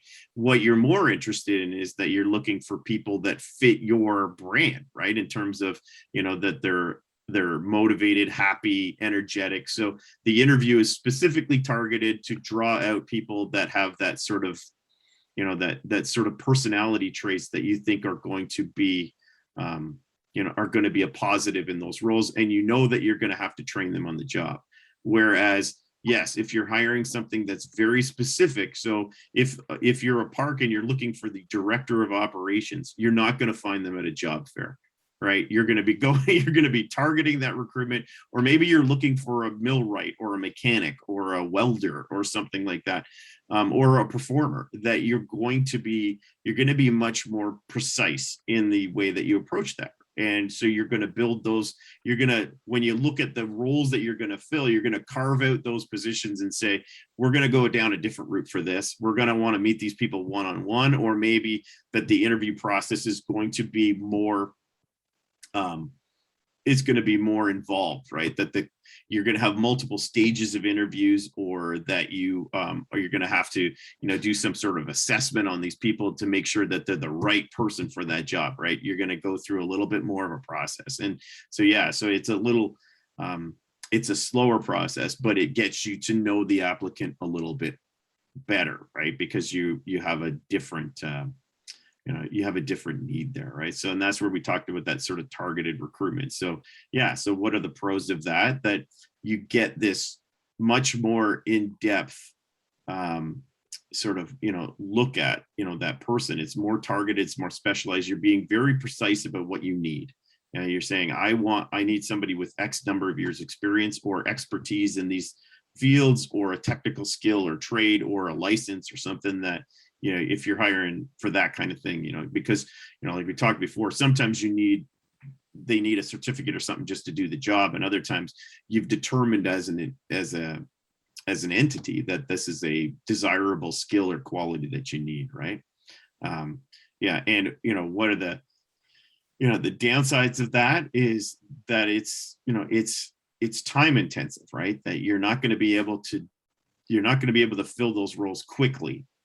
So you're going to have to devote more time and resources per person to go through that process, or you're gonna have to read applications. And I put things like Indeed and LinkedIn. Well, anybody who's ever done hiring, if you put a posting up on Indeed, Oh yeah.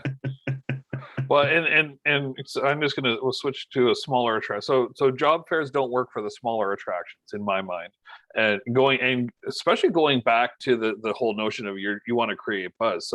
So for both of the locations that we built, we didn't, we didn't do a casting call, because really we're only hiring 25 people, like 25 part-timers. And the negative press we could have got if we did a big job fair, GlowZone's opening here in Brampton, and we had 300 people show up for 25 positions. Well, we're gonna have 275 people who already don't like us, like right off the top. So we went with the first time with the target. I'm not sure if targeted is the right word if you're using Indeed.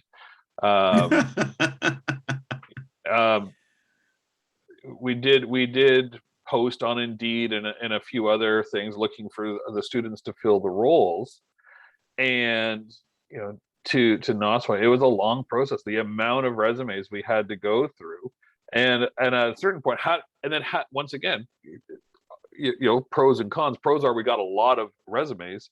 Cons are how do you know who to choose, right? Like how do you know who to choose out of because it's just paper, you're not seeing anyone.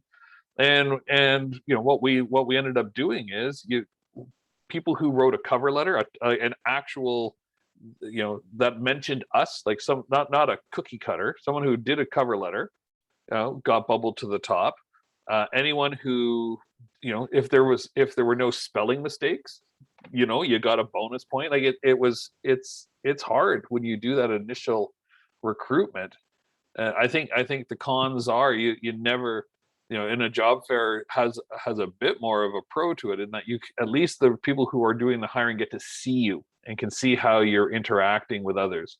Whereas when you do targeted recruitment, you're only as good as what you've written on that piece of paper, or that email or PDF, or because paper doesn't even exist anymore when it comes to job interviews. But yeah. And on a pro side to that sort of approach that Chuck took for smaller attractions is that when you do these large job fairs, you don't have a whole lot of time with each person. So you don't you're looking for certain traits and qualities. And in a lot of cases, you're taking, I'll say, a little bit of a gamble that most of the people that you hire are going to work out. That most of them are going to fit that mold, but you're going to have some that get weeded out in the training process or in your other processes, so that if they weren't a good fit, then you cut your losses and you move on. When you're a smaller attraction, you can't, like something like Canada's Wonderland, I know we keep coming back to them as an example, but they're kind of like the biggest, sort of player in the room around here. They hire thousands of staff. And so not every person in there is going to be the model employee. But the experience doesn't really get hindered that much by one person that's not pulling their weight, and they can manage that person out. Whereas if you're an attraction that has 3 staff, then all 3 people that you put on the floor or wherever you are, they better be good because you can't hide them from your guests. So you might want to be more picky about what you choose, because one, you can be, because you only need 3 people. So you're willing to go through a longer process because that one, you don't want to waste a whole lot of time training someone who doesn't work out, but that you can't hide them in the back. They're going to be interacting with your guests, customers, or whoever. And so they better be exactly what you want. Yeah. So, or trainable, right? Yeah, exactly. So and that's where we're at GlowZone. Every single one of our staff is facing the guests that are coming in at some point. And so part of our recruitment strategy, when we're going back a couple slides to what we know what we're looking for. And if we can hire people as their first job, we like that, because then we don't have to train bad habits out of them. All we need to do is give them our bad habits to take with them. Right. So, and not that we have bad habits, that was meant to be facetious, but we have people who have no preconceived notions of what they're supposed to do in a job. We are going to train them to do exactly, to operate the way we want them to operate while they're there. And for the most part, it works. But the other thing you have to be able to do is get rid of people that don't work. But we'll talk about that probably at a later date. Yeah. All right. And the last two, I think we could kind of lump together, that sort of word of mouth and referrals. They kind of operate in the same world. And, what I'm talking about those is it's like, like I said, that sort of general, like, hey, I saw a thing on the wall or whatever, or like other staff are referring, people to work for, and saying, hey, I have a friend who's looking for a job, or, maybe you're reaching out to your team and saying, hey, we need to fill a couple roles. If anybody knows any good applicants, that kind of stuff. And that certainly fills a need. But obviously, like we said, there are pros and cons to each. So, what are some of the pros to these sort of word of mouth, sort of, referred type of employees? Anybody want to chime in on that?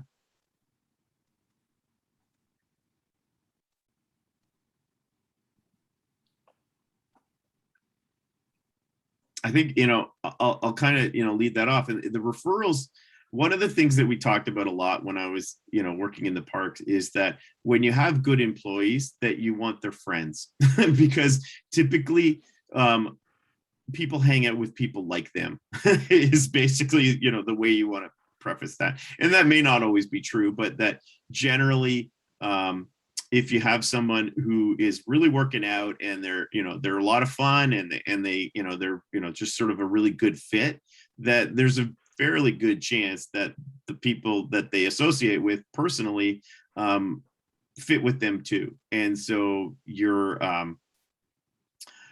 so the referrals really work out in that level. And plus too, that those referrals, you're getting people that already kind of know what they're signing up for, right? That their friends already told them, hey, this is where I work, and this is what I do, and I really enjoy it, and I think you would too, or it's a good job. And so it's good in that way. What are some of the sort of cons, or like I said, maybe not con, but just the reasons why that wouldn't be an effective strategy for you? Anybody want to chime in on that?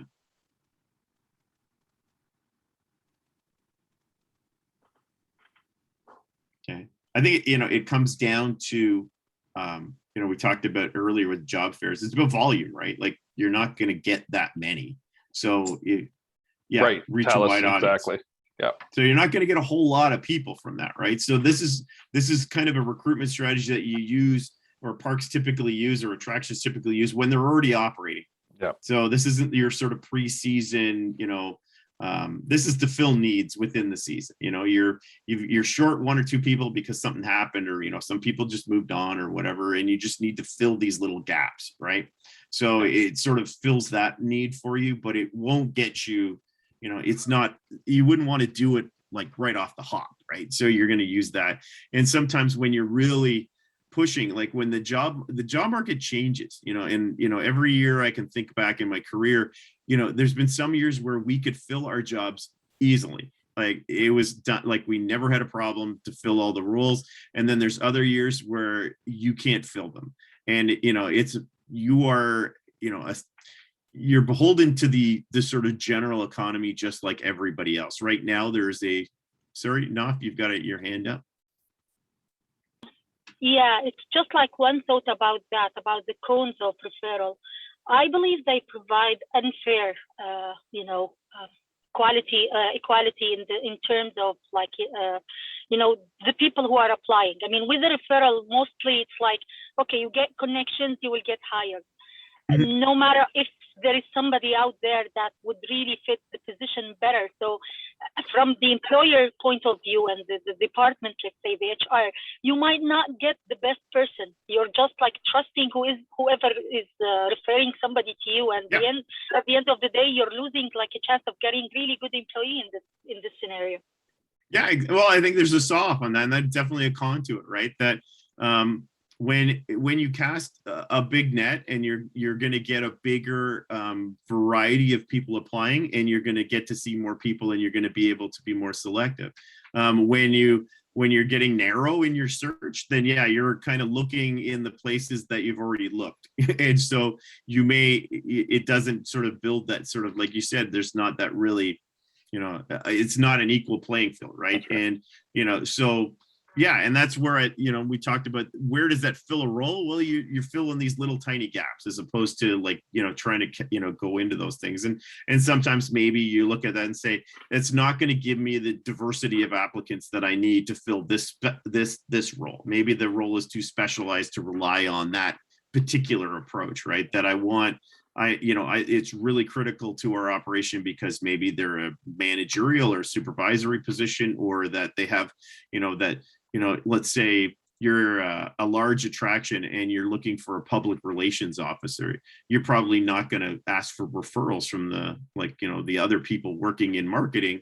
You might want to be more selective, right? Because that's a big role for you, because, that person is the voice of your attraction, right, to the media and to the general public. So you're going to be going down those roads. So yeah, those are definitely, the pros and cons to that approach. They're all valid approaches, and they're approaches that attractions use all the time.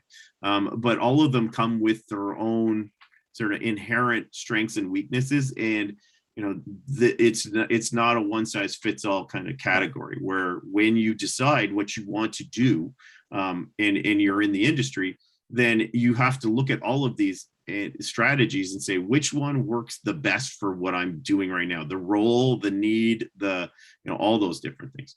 Yeah. And to your point, Naf, and we do word of mouth and referrals from staff all the time at GlowZone, because we're looking for an attitude more than the skills. But where it can backfire is if we don't take the person. And there's been a couple of times where we've had really good staff members refer someone, and it's not like we just give them the job. They still have to go through the interview, and they weren't good. And one referred his girlfriend, and we didn't hire her. And now you've got the issue of, you've got a staff member who's now a little upset because you didn't take the person they referred. And you have to, keep moving forward and have those frank discussions.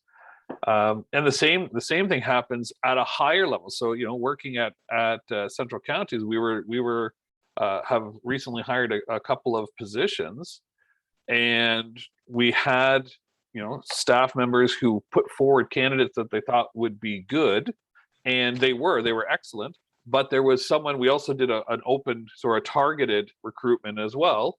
Because I think, if I agree with you, when you have these higher level positions, you do need to open it up, because you don't know what's out there unless you go look. And the person who was referred, although completely qualified, was not the successful candidate. And actually, take it one step higher, in our last round of recruitments, we had a couple of board members, like my bosses, who applied for the position because it was a good position, and were completely qualified. But I'm still looking at it from an operating point of view. We needed business continuity, right? And anytime you have to hire a position that is a more senior position, there is that gap between when the person who was in that role leaves and when you can fill that role again. And you've got to go through the recruitment, and they have to quit their job, which can take 2 to 3 weeks. And then there's all these things. You can go months and months without a person in a very critical role. And this was the type of position that we were hiring for. So for the business continuity's sake, we had an internal candidate who was completely qualified for the role, who transitioned into that role, and that position, she had just started in that position. So we still had the interviews of the other candidates who were all qualified, and were able to then take another person and move them into the position that she was leaving vacant. Recruitment and stuff, it's can make, from an operating standpoint, it can lead to a lot of sleepless nights. Are you making the right decisions? Are you doing the right thing? But when you can take a step back and say, is this the, if you can go to sleep knowing it is the right choice for the organization that you're representing or that you're working for, then all the other things about the personalities and the who have you upset, it all goes away. Because at the end of the day, you have to do what's right for the organization. Okay. So at the bottom, I did put a link to the IAAPA.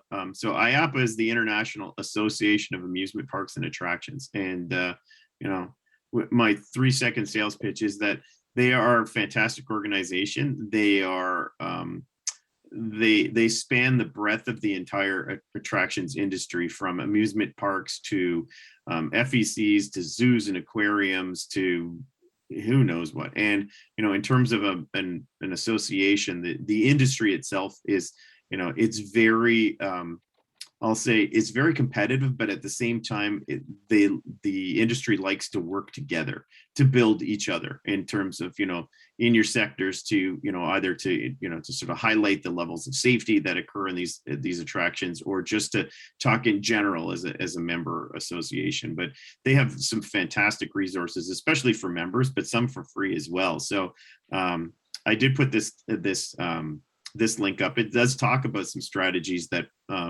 operators in like current parks and attractions right now use every day, and and a lot of them face the same challenges in terms of finding good people and filling all their roles and all those kinds of things, and through associations like that, ideas get shared, and that's how the industry sort of builds itself, by sort of sharing the knowledge and sharing best practices and sort of helping people through that. So, it's kind of weird in terms of like, you'll go, it's kind of like pro sports, right? Where, on the ice, it's like, the gloves are off and you're gonna play to win. But, usually as a league or an association, you want the entire industry to survive and to be successful. So you share and you help and you sort of guide each other, because when the entire industry is strong, then you can be strong as well, or you can benefit.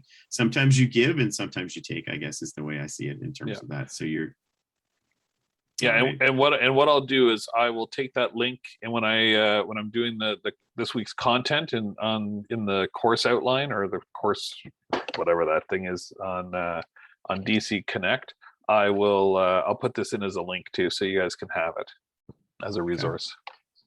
All right. Let's see. Well, let's flip to the next one there. So, all right. So this, I think, is a good time to take like a 5-minute break. I know we're at the 10 o'clock mark, or 10:02. So we'll take a 5-minute break.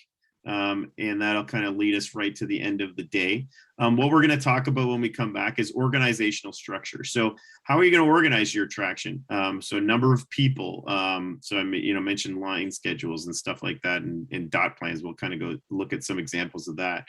How departments, grouping, sections, all that's your structure. So we're going to look at some org chart stuff. We're going to look at a couple of diagrams and things like that, and just sort of talk about how, and mostly what I'm going to do is just show you how I figured this out in my own attractions or in my own sort of places where I've been, and give examples of kind of how it gets done at a large scale, and, even at some sort of more granular levels. And then we'll go from there. So it is, I have on my clock 10:03. So 10:10. 10:10. We meet back. We get going from there. All right. Perfect. All right, everybody.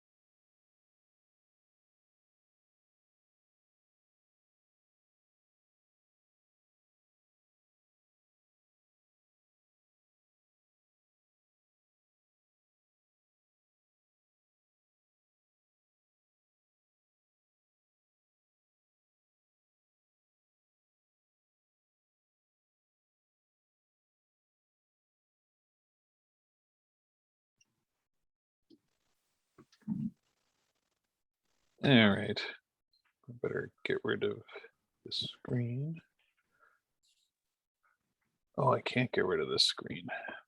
I have to keep checking my phone, Mike. I've got an email that's coming in that I'm gonna have to forward as soon as it comes in. It's to reset a password. I can minimize that. Get rid of that. Man, oh man. Okay. Everyone can just put their thumbs up or send us a quick note letting us know you're back. Mike, what do you want me to do? Put back the. Yeah, back to the PowerPoint. Okay. Let's see if I can. Knopf is back. Tallis is back. Perfect. Brittany's All right. back. All right. Looks like we got the band all back together here.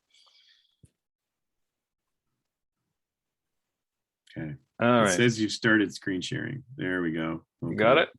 Yeah, we're kind of in that slide view again, your presenter view. So you'll have to probably end and then go back in. Oh no. Yeah, I think I can fix it.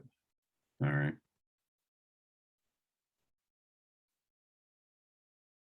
That work? No. All right. How about this? Duplicate. Oh, that's good. Now it's nothing. There we go. There we go. Oh, wait. Yeah, we're back. All right. Jeez Louise. Okay. So let's bounce down to the next slide there. Okay. All right. So we talked about organizational structure and just how, like, so now you know that you got to hire people, but you got to start figuring out how many people are you going to need and what are their roles and how are you going to use them. And I know this is a really hard diagram to see on a computer screen, but we're not diving right into it. So I'm not going to try to explain to you everything that was done here. But this is an example of how an attraction or an event would figure that out. So this is, I've kind of stolen from my own work here to kind of show this stuff. So this is the Pan Am Games. If you're not familiar with the location down there, that's Exhibition Place in Toronto. And we called this the last mile, which kind of, it was our term for anything that was kind of outside of the actual venues themselves. So the pink shaded areas were like sporting venues or where events were happening, like the stadiums. And when Chuck said there were acronyms, well, the Pan Am Games, they took using acronyms to a whole new level. I think we had an acronym for the bathroom. It was like, it just got really silly. And, some of it was because industries trying to create their own vocabulary. And in the sporting industry, that's what they decided to do. But anyway, so everything had an acronym. But so this is what we call a dot plan. And a dot plan is the most sort of straightforward, simplified way to kind of lay that out for yourself. And as you can see here, we've we took that sort of that section. So last mile was a sort of a team, and their job was to welcome visitors to the venue and make sure they get to the right place. As you can see, it was a large footprint of area.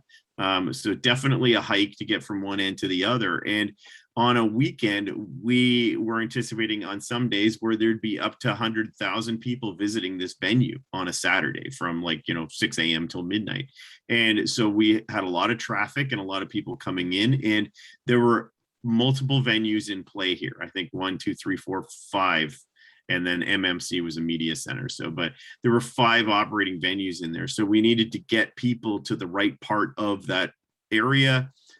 So these last mile people, that was their job. They were, for lack of a better word, they were your greeters. They were the Walmart greeters of the Pan Am Games. And they were stationed all over the place. So, what we started to do is to map that out and put where we were going to put people. And as you can see, we sort of listed what they were and numbered that out. So the total head count for that day to make that happen was 56 people when we kind of built it out. And you can see how it was grouped between your crew, and then you had to you start big and then you work down small because of sort of the managing group. So you have to think about that. How many people can a supervisor look after? it's kind of like a daycare, right? What is your supervisor to team member ratio? How many people can they look after? And so what are these, as they get bigger, you have these sort of team leaders, your sector coordinators. So we had 2 sectors, but we had 5 teams and all those things. So this is a DOT plan, and you can use this for pretty much anything. You can use it for a big geographic area like the Pan Am Games, or you can use a DOT plan for something smaller, like a fixed attraction itself, or something like that. So, and I'm Well, going to Mike, share. Mike, each of the venues themselves would have their own DOT plan of They absolutely operations. did. So if you look at, if you looked at the beach volleyball, there would be a DOT plan of where the people were going to be taking. So you've got all the departments. There could be the ticket people. There's going to be the first aid people, the security people, the F&B. Like all of those different people would be within that venue itself. Your DOT map This is like from 1,000 miles up, basically. Yeah, and that's then right. And it gets even more granular, where you got down to, where Chuck, you mentioned like the ticket taping people. Well, we didn't just say there's 3, but like we had a diagram of the actual ticketing booth, and we put a dot in where the chairs were going to be, and those things, so that that's how many people, because we know that we can fit this many stations in this area, and that's for the people. So all of our staffing plans, and in this case, most of these people were volunteers. These are how many we needed, so that we could go and then inform, in the Pan Am case, the volunteers department, who was responsible for the recruitment and retention and sort of outfitting and everything of these volunteers, that I'm going to need on any given day 56 people. And so just for these roles. And so, obviously there's more than that involved. As you said, these don't cover the venues, but a DOT plan is a very straightforward, simple way to sort of map it out. You can see, that this would work out in a lot of scenarios. Like, let's say you're running a fall fair or a farmer's market or something like that, and you have a plan of how this is going to look. Then you start to basically put dots down on paper. And this started not with a nice computerized drawing, but like with us, with a big paper laid out on a table and a bunch of markers. And we started like putting dots down. And then we had to, and I'll talk a little bit how we had to test that. So we had to actually go there and see the place and say, yeah, this makes sense. This is what I did made sense. And some of the dots were informed by that, because maybe there's a weird pathway here, or there's a turn or something like that. We had to figure it out. So I think what I'm going to do is I'm going to share my screen to show something that's even sort of more sort of drilled down in terms of what a DOT plan can look like. So let me just try to pull that up and see if we can do that. What can you see this water slide zone diagram thing here? Not yet. Okay, I'm going to hit share. There you go. Now? Yep. Okay. All right. So this is Wet and Wild Toronto. And this is even before we constructed the park. How we sort of went through attraction by attraction. How many staff is it going to take? And this, where you talked about, we talked about a ticketing booth. This is a water slide. And so here we are looking at what we're going to put, this is sort of our optimal condition in terms of staffing of this water slide. This is what it's going to take to just open it up, every day, every hour of the day. This is how many people we're going to need to do that. And what are their roles, and this doesn't talk about supervision or anything on that bigger level where, we're looking at sort of groupings or zones or things like that. This is just an individual attraction. So you can see where, we've marked where, that there are going to be attendants and lifeguards. And this is where remember I talked about before, where we could use staff that aren't specifically trained in aquatic rescue. We're going to have to provide them some training on the operation of the ride, but they can work these rides. And there's a lifeguard that's going to do the lifeguarding business there, and that their job is, different than the other people. And, there's, like every ride in that park, we went through that very same process. This is a children's pool. And I show this one, I'll jump to an actual document or a diagram of how we tested this But this is a children's area. So you can see that there's little water slides and there's going to be people at the top to control the admission of the children down the slide. There's going to be someone at the bottom to catch them or to make sure that they're clear of the slide before the next people go down. And then you've got lifeguards around this pool area that have an area of responsibility. And one of the things we had to factor in lifeguarding is how much can a lifeguard actually look at? Can they look at this whole pool? Is it big? Is it too big? Are there too many bathers? There's regulations about, ratios between bathers and lifeguards. There's, can they reasonably deal with something that, if you're the guard at the top there in that star, can you look all the way down to that bottom corner and can you see it? And if something was happening, can you even affect anything to do it? So there was a lot of considerations put in there. Or, maybe you have something like a wave pool, right? Where, we had to break that out. How many lifeguards do we need by regulation because of the surface area of the pool? And where are we going to put them so that they can, use the pool? Or, something like if you ever want to build a lazy river, that's what you got to come up with and say, okay, how many guards do I need? And then, another example would be, this is a large, one of those play structure kind of multi-tiered things. So this is a top level view, obviously, so it doesn't give you a sense of depth, but you can see the number of staff that are required to operate it or to make that attraction operate within the current regulations in Ontario and what we would consider to be the standard of the industry in terms of, what is everybody else doing in the water park world? And, and that's sort of, we call that, industry best practices. So sometimes when you're operating, you want to operate within the best practices of your industry because you have certain liabilities when you operate. And so if, we said, well, we're going to go rogue and we're going to put one person on this structure, you can do that maybe, if the law let you, but if something happened, the one thing that's going to happen is, you're going to have to explain why you're doing something so different than everybody else, and what made you so smart that you could do it. And so, but this is a lot of people to run this. What am I seeing here? I'm seeing 11, I think 10 on this attraction itself. So that's every hour you're paying 10 people to run it. So one of the considerations even before the attraction was built was that, how many people is this going to take and how much is that going to cost? And, is it worth it? Is it going to do enough people or guests in the park to make this a worthwhile attraction? If you were, if you were a different size water park, you'd be like, that's a lot of money every hour for something that's going to do 10 people. But because this is going to have 500 children on it or whatever the number was, it was bedlam, that it made sense. But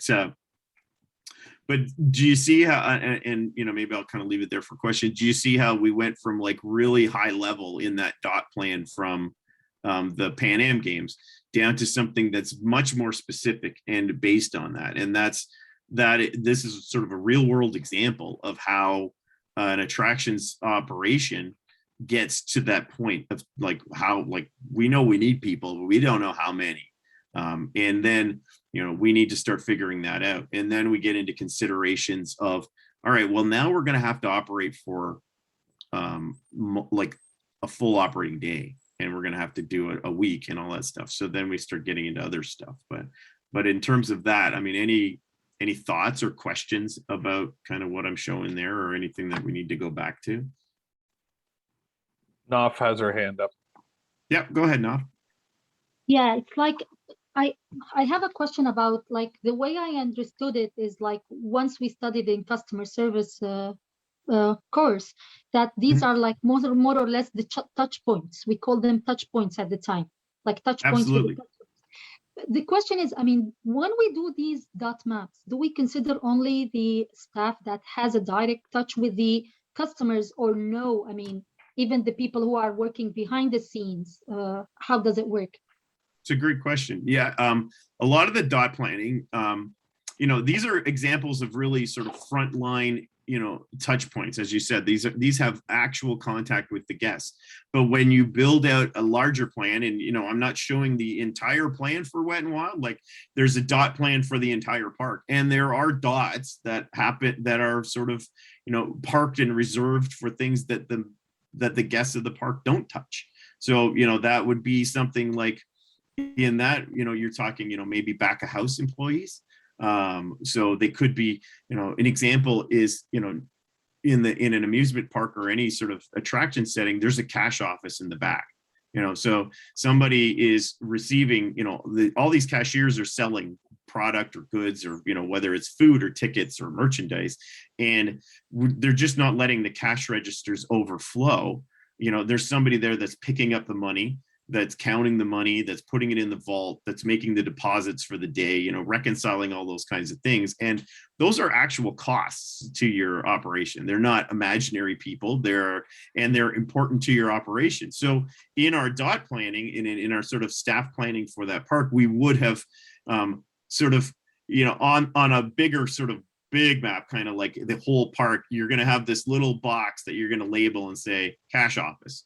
And you might put it where the cash office is and say there's 4 people, and that sort of it, but you at least inform yourself. Or like, when you have technicians that are responsible for water quality, you're not going to park that. They're going to look after all of the attractions. They're not looking after one. So, but you're going to say, well, in order for us to do, what do we need to perform? We need to perform a water test on these every hour, and we're going to do all these other cleaning jobs. So when we break that down, we think we need 4 people to do it. So we're going to put 4 dots somewhere on the map and label them as our water techs, right? So I think, yeah, that's kind of the way your question gets answered, is that you need to consider all of that, right? Front house, back of house, all those bits. Sorry. Yeah, go ahead, Naf. You have your thumbs up. That's good. So, yeah. So yes, you have to consider your entire operation. So usually you start really big, and then you start working your way down to very small. So you're looking at the very fine details of, what those places, those attractions, and I would always use like blueprints and things like drawings and stuff, because I was very visual in the way that I did that. And some people would do it just an Excel sheet. But this is one way. There are many ways to do it. But this is one way to do it. But this is a very visual example of how you would take that. So yeah, my method was always to sort of lay out the paper on a table and start putting dots on it. Or, some people, you might put stickers or use a bingo blotter, or, if you're a little more, sort of, 2021, then maybe you're putting up a screen and you're using a computer to do it. But in the end, the exercise is the same, that you need to map this out, and you need to figure out where these people go and how that flows within your thing. And if you're in design, if you're lucky to be in a process where you're doing design, then you may have many iterations of that, right? Where you look at it and go, well, that design requires 18 people to pull off, because we have like multiple entry points and all this kind of stuff. And so we're going to scrap that, and we're going to go back and we're going to revise our design so that we can use fewer people, because in the end, you're a for-profit business. So you have to consider, how many people. So like at the Glow Zone example, Chuck, I mean, you would have figured out how many counters you need and where you're going to put them, and can they manage multiple tasks at one station, because that's going to give you the most efficiency for your money spent. That's right. And using Glow Zone as the example, is when we built the second one, we changed it, because we thought, we thought we knew what we knew when it came to how we configured that front counter, provided the opportunity to have 2 caches open at once during busy times, and then realized that during busy times people still want to book parties in groups. And it takes more time to do that, and it was also taking up a computer space. So in the second location, and now retrofitted into the first, is a third computer, and a portable computer, so that we can actually get that person who's doing a longer transaction away from the front desk, get them booked in, have them pay their deposit, get them everything they need without impeding the flow of the visitor coming in. Can you share that again and toss up slide 7? Slide 7. Because I still find all this kind of stuff crazily fascinating. Oh. And there, I saw something in slide 7. I'm just wondering if anyone else wants to take a stab at Hold on, let me just what I cancel saw. that out. Why is this thing making this do this to me? Okay, hold on. I gotta just pull this back up. Where I put it. Zone diagrams. Oh, did you Sorry. shut it right down? Sorry, I may have closed the window by accident. You know, 'cause, I'm causing trouble. You're causing trouble. Share the screen. There we go. Okay, it's back up, right? Okay, yeah. Go to number 7, which was the Number wave, se- which was the wave pool. This guy here. All right. So I still find this kind of planning and operations absolutely fascinating. If you take a look at what Mike's done there, every single one of those squares or shapes, different colors, is the scan zone. So that's sort of the area that each lifeguard is responsible for, and it's small to big in terms of the amount of space. And I'm, people who haven't been in the business might not understand it. Because someone want to take a stab as to why some people have to look at more space and some people have to look at less? For me, I would say, like, we're talking about a wave pool here. So Yeah.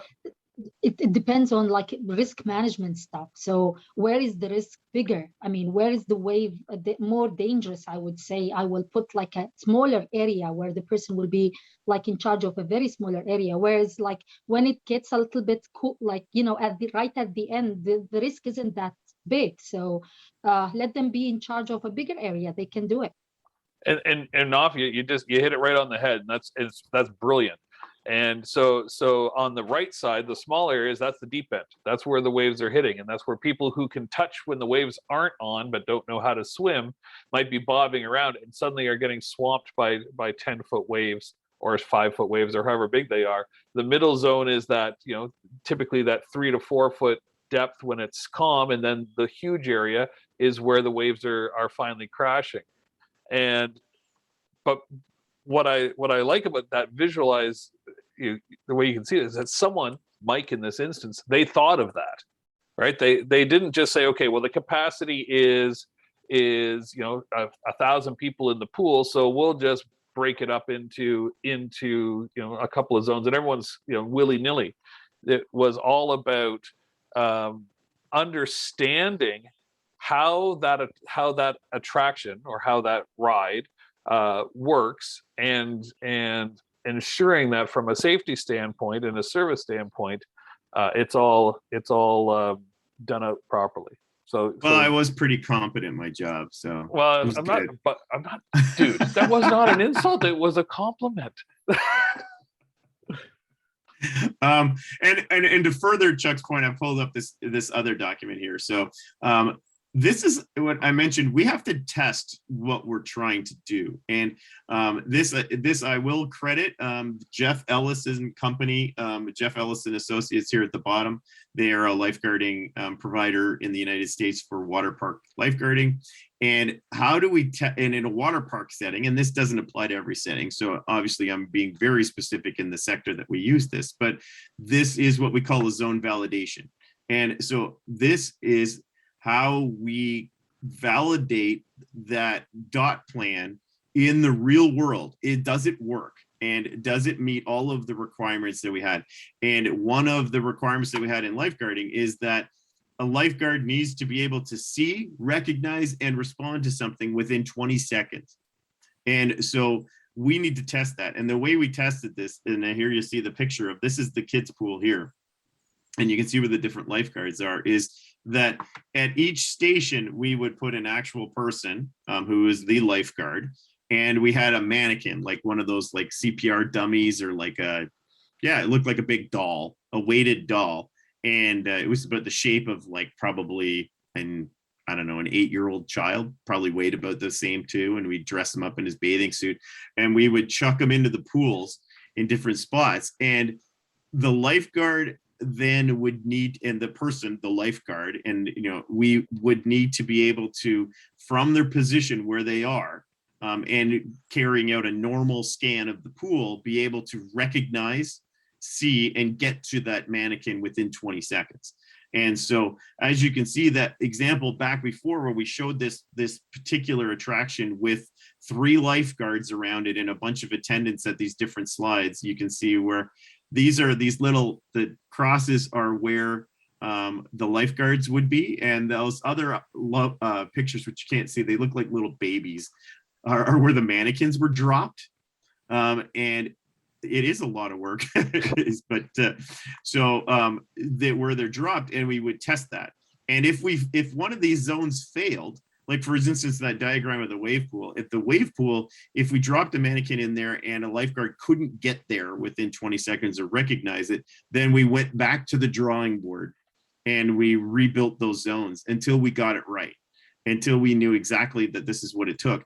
And this is because of this was the standard of the industry, and this is the expectation that we set. There's no Ontario law that says that has to happen. There are bather regulations and things like that. But within our industry, we said that this was going to be the standard that we set. And why we'd set it and do those things is because in the water park setting, you don't have a second chance on these things. So if you have a drowning or incident in a water park environment, then it usually spells a very bad situation for the operator, as you can imagine, and for the person involved in the family involved.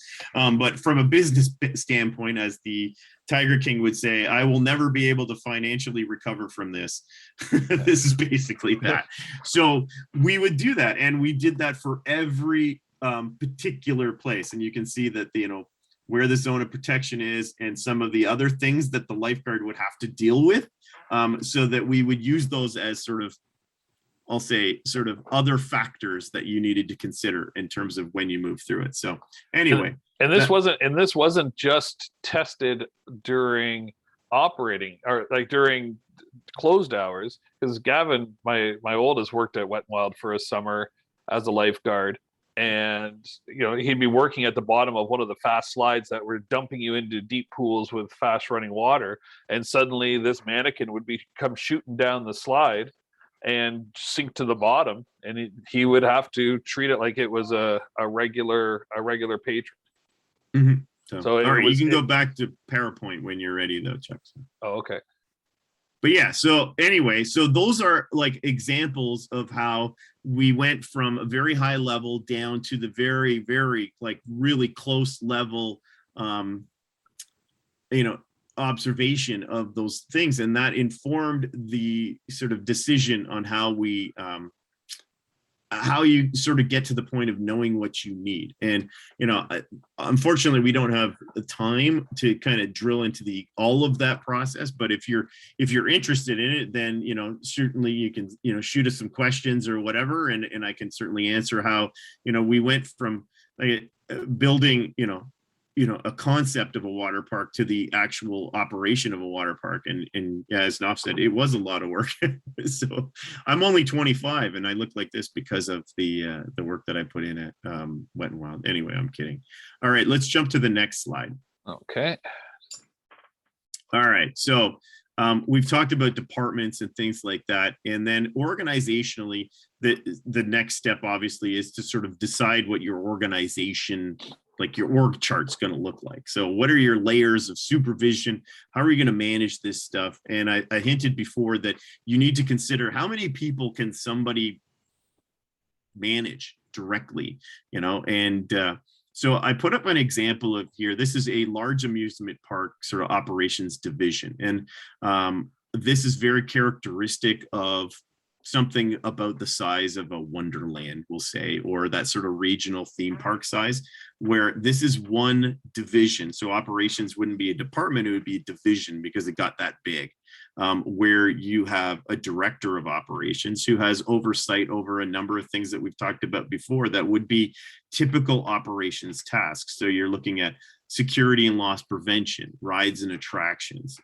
ground services, entertainment, water park, and there's other things, but would be sort of, I'll say, a representative example of kind of what the scope that they would cover.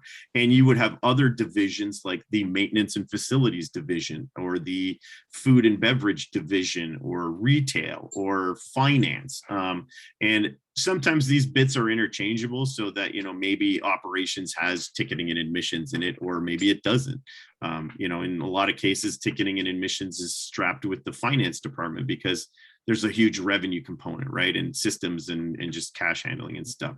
But as you can see, these things get grouped down so that you can start to think about how you can manage it. So if we just looked at the ride and attractions section there, you're going to have a manager, or you're going to have multiple managers that are sort of overseeing this. And those are typically your full-time staff, and they're working there year round and doing those kinds of things. And then you start to get into these sort of group managers. So, a park the size of a Wonderland or regional park is going to be massive. I don't even know the count of how many rides now are at something like a Wonderland, but it's going to be, 50, 60 rides, maybe.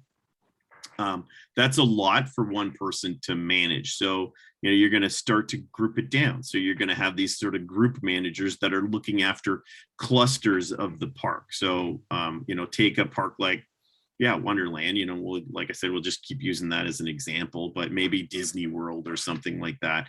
And the bigger the park, the more sections is basically what you can look at. So it may not be 3, it may be 10, but you're going to take these sort of, maybe it's based on theme. If you're at Disneyland, Tomorrowland is an area, or, the Frontier area or whatever is, you're going to take those things and you're going to geographically, sort of carve up the park into these sort of manageable chunks. And there's going to be people that are kind of looking at that. And then you're going to get down to these sort of groupings. So, inside those larger areas, like that sort of big geographic area, you're going to take maybe a handful of rides. And I'll give you an example. At Wonderland, we would take like an anchor attraction. An anchor attraction is typically something that's big.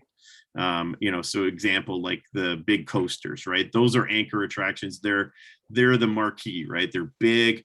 They have, there's sort of a lot of appeal. People know them. They're part of your advertising campaign, but you're going to surround them with a lot of smaller attractions that are, that obviously don't make the highlight reel, but they're there and they're part of the park and they add to the mix, right? So you're going to group those into sort of a grouping area, and those are going to comprise of ride operators and group supervision. So like line supervisors or team leaders and things like that are running that sort of very day-to-day operation on the floor of those rides. So where people get rotated to and they have their breaks and do all those kinds of things, that's happening at that level. And those are manageable chunks.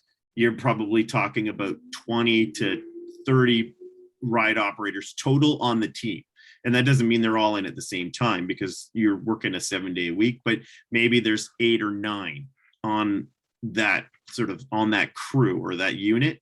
And there would be multiple units within a group and so on. And as you can see, it gets their flow chart, their organization charts get very deep, because you can't, like I go back to, you cannot manage, the activities of 500 people from one person, because there's just too much going on. So you start to take these things down to smaller and smaller teams until you get to the point where you can manage it. But this is a representative example. Now, for instance, Naf, go ahead.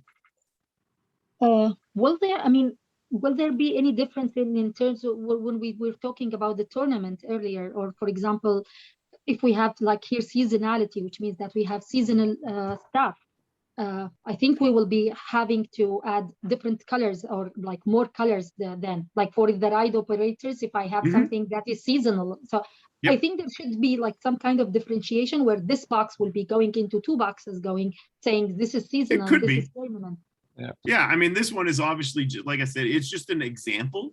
But when you build it out, you may have to create different boxes, right? To create different groups or positions or things like that. And it gets deeper when you start to figure out specific titles or roles or things like that. But this is the level of consideration that needs to happen in there. Right. Now, if you're running a smaller operation, then your org chart's going to be less dense, right? That, we talked about earlier that the director of or manager of operations needs to wear more hats. And, in an example like Wet and Wild, we had a lot of this set up, but there weren't these sort of there. You take out one management tier because the groups are smaller.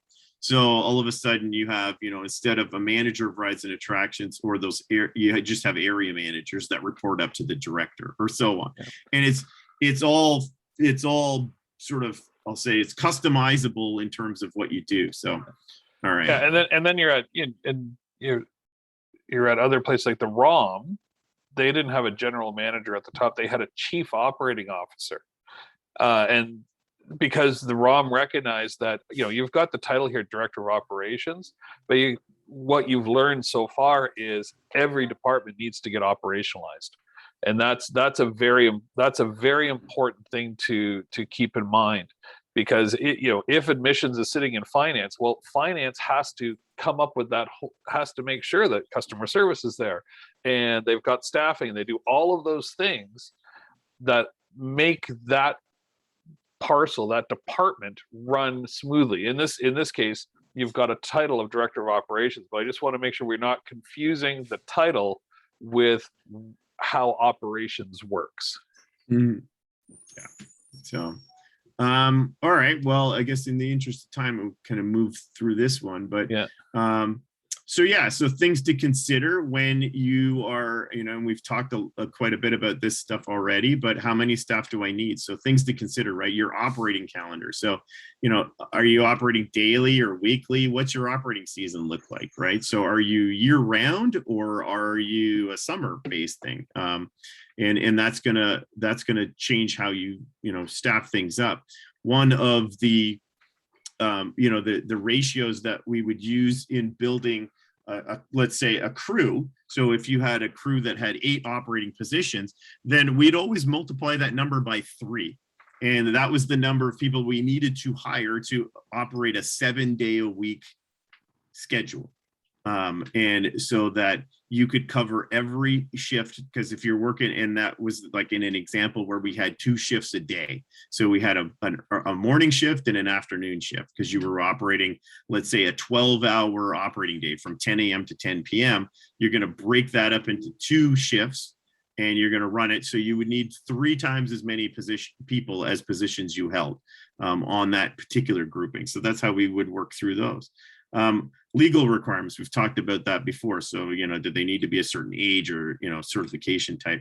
What's the industry's best practice? So this is about liability. It's about accountability. It's about being a good operator. And that means that, some of it's about what do your guests expect? So, I always use the term, like, does this look and feel like a real water park? Like when you walk, people know, like when you go to like a Disney or you go to something like that, or even, a big amusement park, it has a look and feel. Like, how is it staffed and how am I managed? And do you sort of fit in that mold within your sort of attractions world? Or, are you going to feel overstaffed or understaffed based on what everybody else is doing?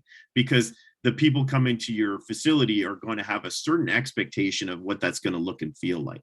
And so, if you're if you're off the curve by a large margin, then it's going to affect the experience. Safety. So what do you need to manage this attraction or this operation safely? And that may mean that you need to put like a person somewhere just because, like, there's a hazard there, or there's something that you need to manage. There's a gate that you don't want anyone to go through while this is going on. And yeah, it's an expense for you, but it's better than the alternative. And your number one consideration when you're thinking about any of these things has to be safety, right? Between the guests, your employees, everybody else. So you have to factor that in. And when we looked at that sort of example from the water park, when we validated that zone, that was all about safety, right? This is the standard we're going to set in terms of guest safety in this park. And so if we can't meet it, then our plan doesn't work and we're going to have to revise it. And then lastly, cost is always a factor, right? So what is this going to cost to do? And there's a lot of great concepts in the attractions industry that never get off the ground, because once somebody starts figuring out how much that's going to cost, they go, well, that's just never going to make enough money to pull it off. Unless you are, independently wealthy, or you're being funded by some other entity that has other, considerations in mind. At the very end of it all, you have to make sure that it's viable as a business. And so, there are lots of concepts that just never get done. And then mission and values. Oh, what do we got in time? What are we, 10:49? What time do we have till? 11. Okay, so we got 10 minutes. So yeah, we can have a fairly quick discussion. I think this is going to roll over to next week's anyway topic. So Yeah. we can kind of go from there. So what mission and value? So after we've decided what we want to, like how we're going to need to staff this, the very next consideration in terms of the sort of staffing experience is this sort of what we talk about, mission and values. And it will roll over to sort of how we train and develop and onboard people. But, put up a definition there of what, the organizational culture in what your mission and values are. And so what we're going to do is, let's talk about some examples of attractions organizations with strong cultures that, and maybe let's focus on the attractions industry, and talk about some of the ones that stand out and why they stand out. So, in the chat, maybe, or, you can go off mic and sort of, give us some examples of in the attractions industry, organizations that have very strong defined cultures.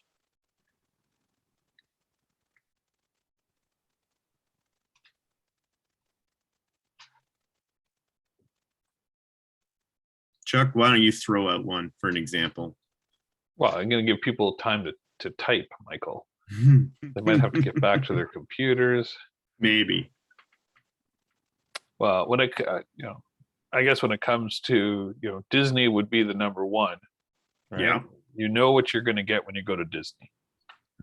That's right. Well, So sorry, you know what you're going to expect when you go to Disney. And, That's right. And I've never been disappointed yet. Right? It's always right. It's always a step above. That's right. And that we can define as that Disney has a very strong culture, right? That they've built. And by we mean culture, we go back to that definition. So it's the collection of values, expectations, and practices that guide and inform the actions of all team members, right? They know who they are. They've spelled that out. And their culture is pervasive throughout the entire organization, right? So everybody at Disney, from the guy that's, taking your ticket to the CEO, knows exactly, who they are and what their brand is, right? So, and that informs everything, right? How they look, how they dress, how they speak, how they design their attractions, do those kinds of things. So other examples, other than Disney, maybe locally that have strong organizational cultures. Well, I'm gonna just say Glow Zone, but that's just because I'm biased. But however, if you do go on to the reviews, it talks a lot about the staff, and Disney does something that I think is darn near impossible at such a grand level, which is to get that buy-in from all the staff to be part of that culture. It is a lot easier at a smaller attraction to keep or to develop this culture because the staff feel they're part of the family. They feel they're, so when you get up to those larger ones, it is a little bit more difficult. Mm-hmm. And I think, other local examples that you can, look at, are some of the, you got Knopf's ready. Oh yeah. Knopf, what do you got for us? Like our version of Disneyland, it's our Niagara Falls. Niagara Falls, yeah. So what you're like kind of getting yourself into, like following entertainment, starting from the kids to the top level of the adults, let's say, at casinos and stuff. And I would say, like, in comparison, the tourism services there are better than some other parts of, let's say, the Ontario. I don't know if I'm like mistaken here, but since it's like more of a touristic attraction, like big attraction, they know what they are doing. So it's more of a brand now, like Niagara Falls, the whole area. Enough. That is a good example because, people have a vision of what they're going to expect when they go up Clifton Hill. and and most people expect it to be a permanent traveling traveling carnival, right? And that's basically what you're getting. You're getting your wax museums and all that kind of stuff, and the people that are working there, they know exactly who their customer is, and on any given day you can get the rough around the edges employee, or you can get the one who's really happy that you're a tourist. But either way, you're getting sort of what you would expect out of that type of attraction. Brittany, I agree. The hotel chains are a really good example of and Marriott is at the high end. So if you go to the Marriott, you expect one thing. If you go to a Best Western, you're expecting something else. And as long as you're getting that makes good sense. Another really good example that mixes the two is Great Wolf Lodge here in Ontario. They do a very good job of knowing who they are. Their staff are really good. They do storytelling, and even their lifeguards down at the water park are a cut above in terms of their interaction with people. Mm-hmm. And those are your culture, may be informed by what the what are you trying to do? Like Great Wolf Lodge, they want to be a family destination, so they want to attract families with children. By and large, that's who goes to Great Wolf Lodge. It's not a honeymoon destination. It's not something for a bachelor party or anything like that. They are a family. And so when they decide what they want to do and how they want to do it, they stay on brand. They stay with family. So when they're, when they start to develop and train their staff, so when you're bringing in and hiring people, do they fit? Yeah. Black Creek, Pioneer Village, same thing. Everybody is that's a very great much example. Yeah. So when you when you're looking at just design and concept and hiring and recruiting of staff, you have to figure out what you are and who you're going to bring in.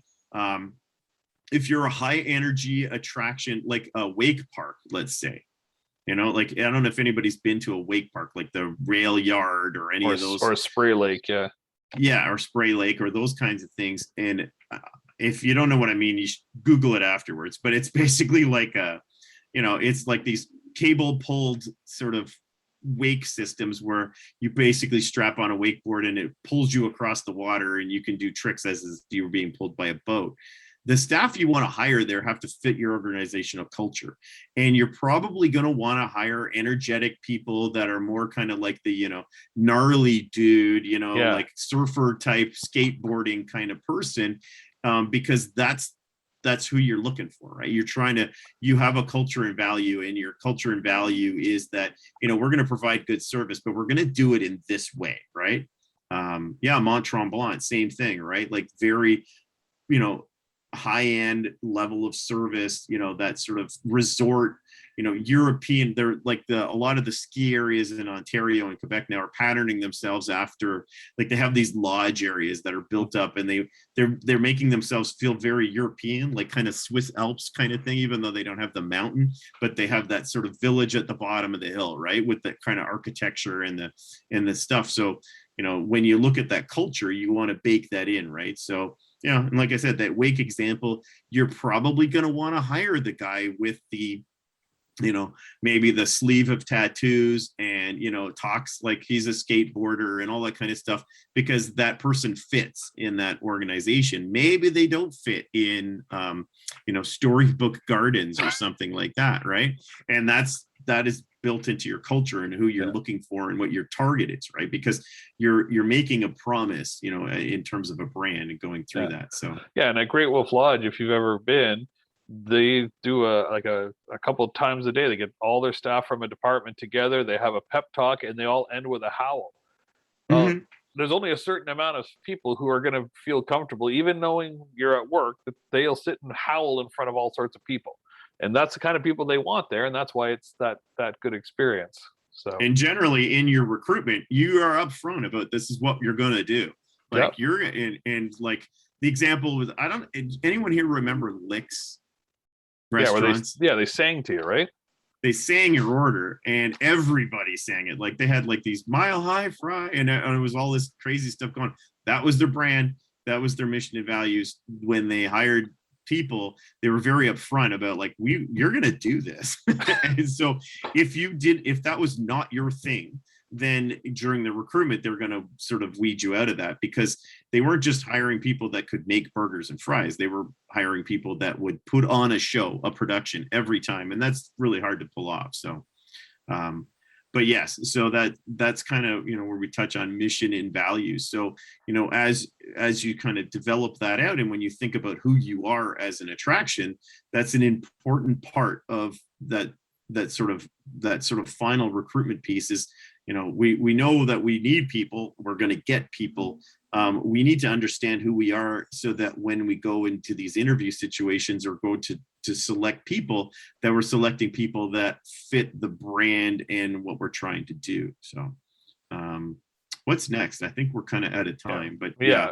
So I think maybe we'll save it there. Yeah, and what we'll do is we'll start at the Padlet next week. Yeah. You know what? I'll stop the share, and why don't I just put the Padlet up if I can. So basically, I won't put it up, but basically, what we're going to do is we're going to ask the question. So you guys that are listening to this on the recording, or those that are still on the call here, how do we build a great staff culture that delivers excellence in service while retaining the employees? So we're gonna dive into building a winning culture. So that'll be the first thing we do. So come with some ideas, because we'll put it up on the Padlet and go from there. Okay. Well, I think we've occupied enough of your Wednesday. Yeah, 11:01. Thanks, guys, for being with us. And I believe we have one more week before reading week, right? Is that correct? Perfect. Yes. All right. So one more week. Yeah. So next week we're going to dive into the culture stuff, which I think is going to be a lot of fun. Lots of good stories.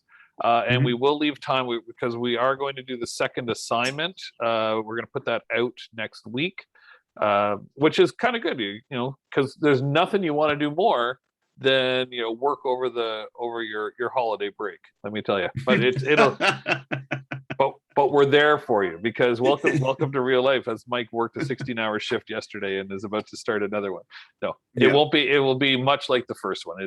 These are just trying to make sure that what we're saying is resonating and that you're understanding it. So hopefully you enjoyed this one. Mike, you did a fantastic job. I actually didn't have to talk very much, which, you know, I was able to watch as my wife is trying to find.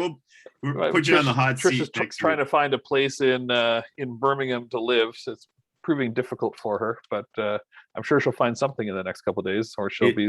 It's just because she's not calling it a flat yet. If she starts calling it a flat, then she might be able to get one. If not, she'll be living under a bridge somewhere, having a good time.